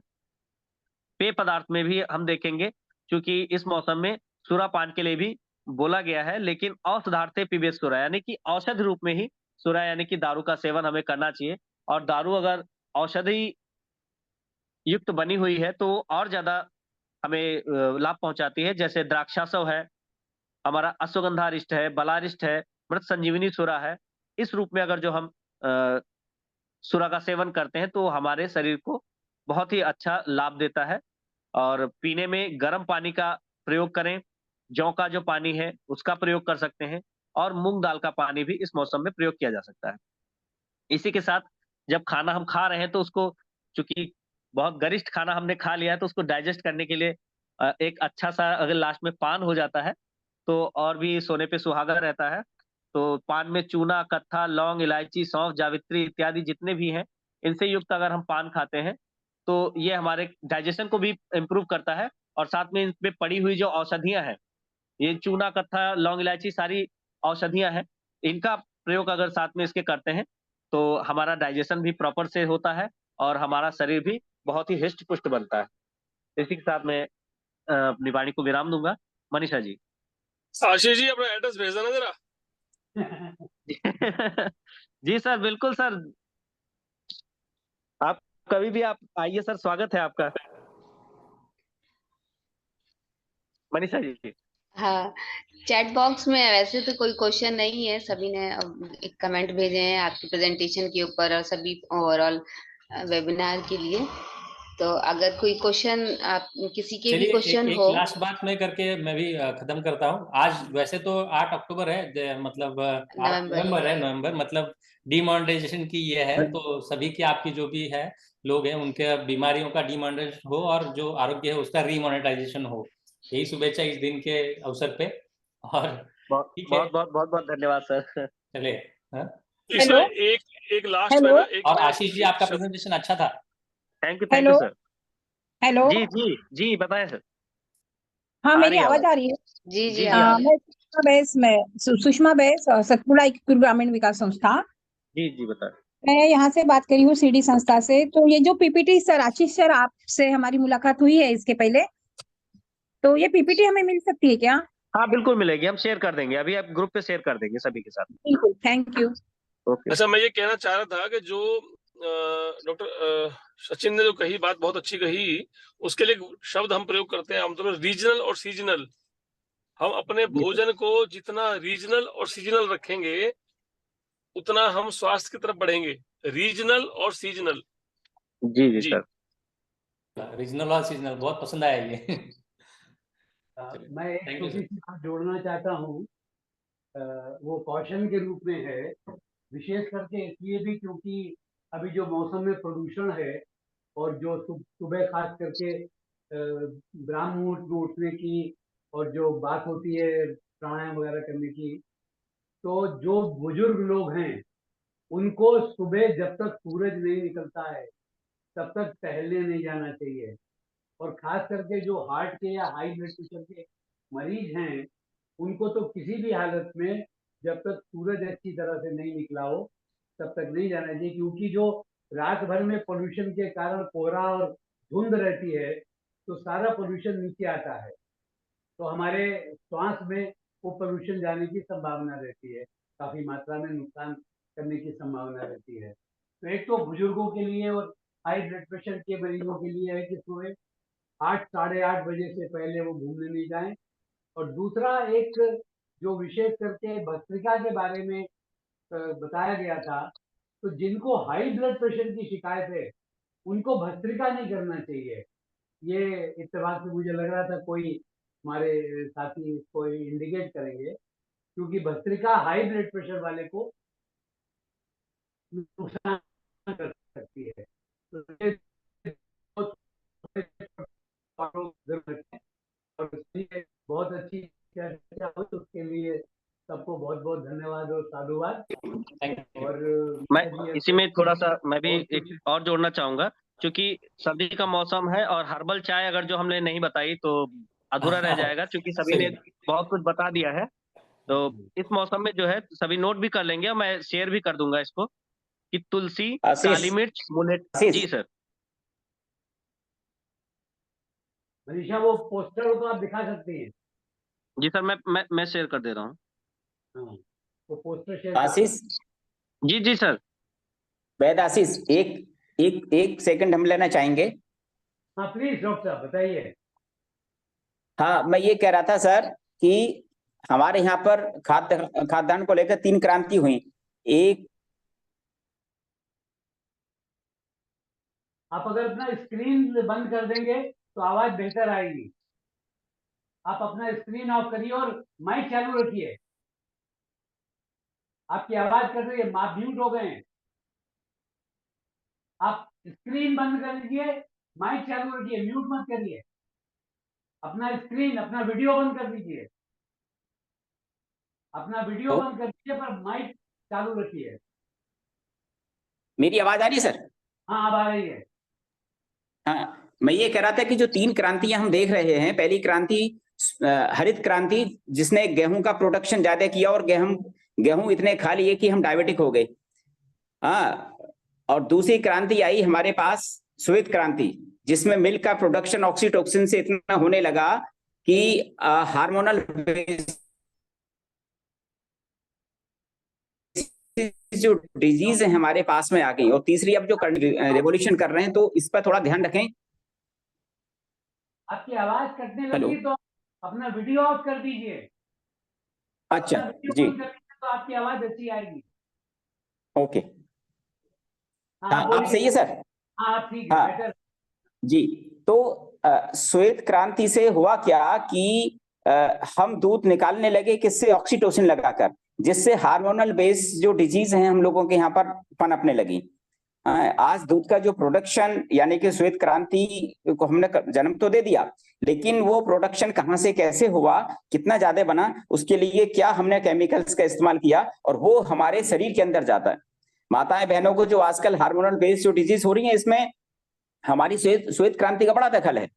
हरित क्रांति का बड़ा दखल हमारे लिए डायबिटिक का है। अभी 14 नवंबर को हम विश्व वो मनाने जा रहे हैं, क्या कहते हैं, विश्व मधुमेह दिवस 14 नवंबर को। तो इसमें बहुत बड़ा कंट्रीब्यूशन देखा जाए तो हमारे ग्रीन रेवोल्यूशन का रहा है, क्योंकि ग्रीन रेवोल्यूशन इतना ज्यादा हुआ कि हम गेहूं खाने के आदी हो गए, इधर दूध पीने के आदी हो गए। तो ये देखना होगा कि हमारे पास जो ये जो चीजें आ रही हैं उनका प्रोडक्शन किस वे से हो रहा है। और अभी जो मिलेट्स की बात कर रहे हैं, तो मिलेट्स ऐसा नहीं कि हम मिलेट्स के ही आदी हो जाएं। हमारे देखिए, हर इंसान को 2 कैटेगरी में हम डिवाइड करते हैं मेटाबॉलिज्म के प्रोसेस से। कुछ स्लो मेटाबॉलिज्म प्रोसेस के होता है और कुछ इनके मेटाबॉलिज्म प्रोसेस हाई होते हैं। वो जानवर भी होते हैं और इंसान में भी हो सकते हैं। तो हमें ये देखना होगा कि हम जिनको एडवाइस कर रहे हैं खाने के लिए कि आपको कम खाना चाहिए या ज्यादा खाना चाहिए, उनका रेट ऑफ मेटाबॉलिज्म कैसा है, ये डिपेंड करेगा फिजिशियन के ऊपर कि अपने मरीज से बात करते समय ये इस चीज का जरूर ध्यान रखें कि हम जिनको एडवाइस कर रहे हैं उनका मेटाबॉलिज्म प्रोसेस कैसा है। मेटाबॉलिज्म प्रोसेस मान लीजिए स्लो है और हम उनको कह रहे हैं कि नहीं आपको खाना नहीं खाना है, आपको मतलब हर 4 घंटे पे कुछ खाना है या आपको हर मतलब खाने को छोड़ना है, तो ये मिलेट्स पे भी थोड़ा ध्यान देने की आवश्यकता है कि ये नहीं कि मिलेट्स के आदी हो जाएं। बस यही मैं इसी बात को कहना चाह रहा था। आपने बहुत अच्छी बात बताई डॉक्टर मनीराम जी।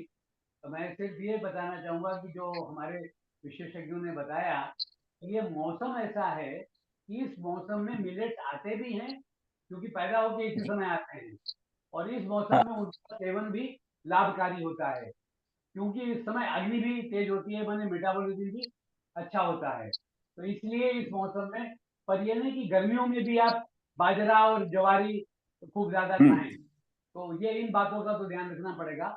और जो आपने बताया कैसे उगाते हैं, तो ग्रीन रिवोल्यूशन में एक और जो गड़बड़ हुई है कि जो रासायनिक खादों का और रासायनिक कीटनाशकों का प्रयोग किया गया, उसमें भी बहुत जी उसी की बात जी। हाँ, तो हमें सिर्फ गेहूं की बात नहीं है, गेहूं हो चाहे चावल हो या दालें हो, हर एक में जी इतना जो केमिकल या रसायन का प्रयोग करने लगे हैं, वो भी बहुत बड़ी समस्या पैदा करता है, बहुत सी बीमारियों को जन्म देता है। तो हम कोशिश ये करें, जो सरकार भी अब उसको बढ़ाने की कोशिश करेंगे कि हम बिना केमिकल के, बिना रसायन के, जैविक बिल्कुल तरीके, प्राकृतिक जी तरीके से करके उसका प्रयोग करें। धन्यवाद। जी अब आगे जी अपनी सर्दियों की हर्बल चाय के बारे में बताएंगे। जी, बहुत अच्छा सब लोगों ने बताया कि इसीलिए हम लोग ऋतुचर्या को समय समय पर जो है आप लोगों के साथ शेयर करते रहते हैं। तो सर्दियों की चाय में तुलसी, काली मिर्च, मुलेठी, सोंठ और दालचीनी। इसमें सोंठ और काली मिर्च चूंकि बहुत उष्ण होती हैं, तो इनको आधी आधी मात्रा में डालेंगे, बाकी सभी को सम मात्रा में, यानी इसमें जैसा कि दिख रहा है होगा कि 30-30 ग्राम की मात्रा में हमने तुलसी पाउडर, दालचीनी और मुलेठी को लिया है, और 15-15 ग्राम काली मिर्च और सोंठ को लिया है। और इसके बनाने की भी विधि भी बहुत ही ईजी है कि हम पानी को उबाल लेंगे, उबाल कर जो है उसको गैस को बंद करके उसमें आधा या 1 चम्मच जो है इसका पाउडर डालकर 2-3 मिनट के लिए उसको ढक देंगे, या पानी में ही इसको 2-3 मिनट उबाल लेंगे और ढककर थोड़ी देर बाद इसको गुनगुना ही पीना है। अगर आप स्वाद चाहते हैं तो इसमें गुड़, शहद या मुनक्का या मिश्री मिलाकर भी इसका सेवन कर सकते हैं। तो इस प्रकार से हमें जो इस मौसम में होने वाली जो सामान्य समस्याएं सर्दी, जुकाम, बुखार वगैरह की है, वो नहीं होने पाएगी, और हमारा इम्यून सिस्टम भी काफ़ी अच्छा होगा। और चूँकि ये थोड़ी-सी उष्ण चाय होती है, तो अगर किसी को बीमारी है तो 2 टाइम ले सकता है, वरना 1 टाइम भी लेंगे तो चलेगा। इसी के साथ मैं मनीषा जी से आग्रह करूँगा कि समय भी बहुत ज़्यादा हो चुका है, तो इसका समापन करेंगी मनीषा जी। जी, सभी विशेषज्ञों को और सभी श्रोताओं को धन्यवाद। आप इस वेबिनार से जुड़े और आगे भी जो नंबर हमने लिंक के साथ आप लोग को दिया है, वो उस नंबर पे आप अपने व्हाट्सएप नंबर हमें शेयर कर दीजिए, तो आगे होने वाले जो वेबिनार इस तरह के उनकी भी इंफॉर्मेशन हम आपको लगातार देते रहेंगे। तो धन्यवाद। धन्यवाद सभी को। बहुत सभी विशेषज्ञों का थैंक यू। बहुत धन्यवाद, और जितने भी हमारे साथ जो प्रतिभागी जुड़े उनको भी बहुत धन्यवाद। नमस्कार। नमस्कार। नमस्कार।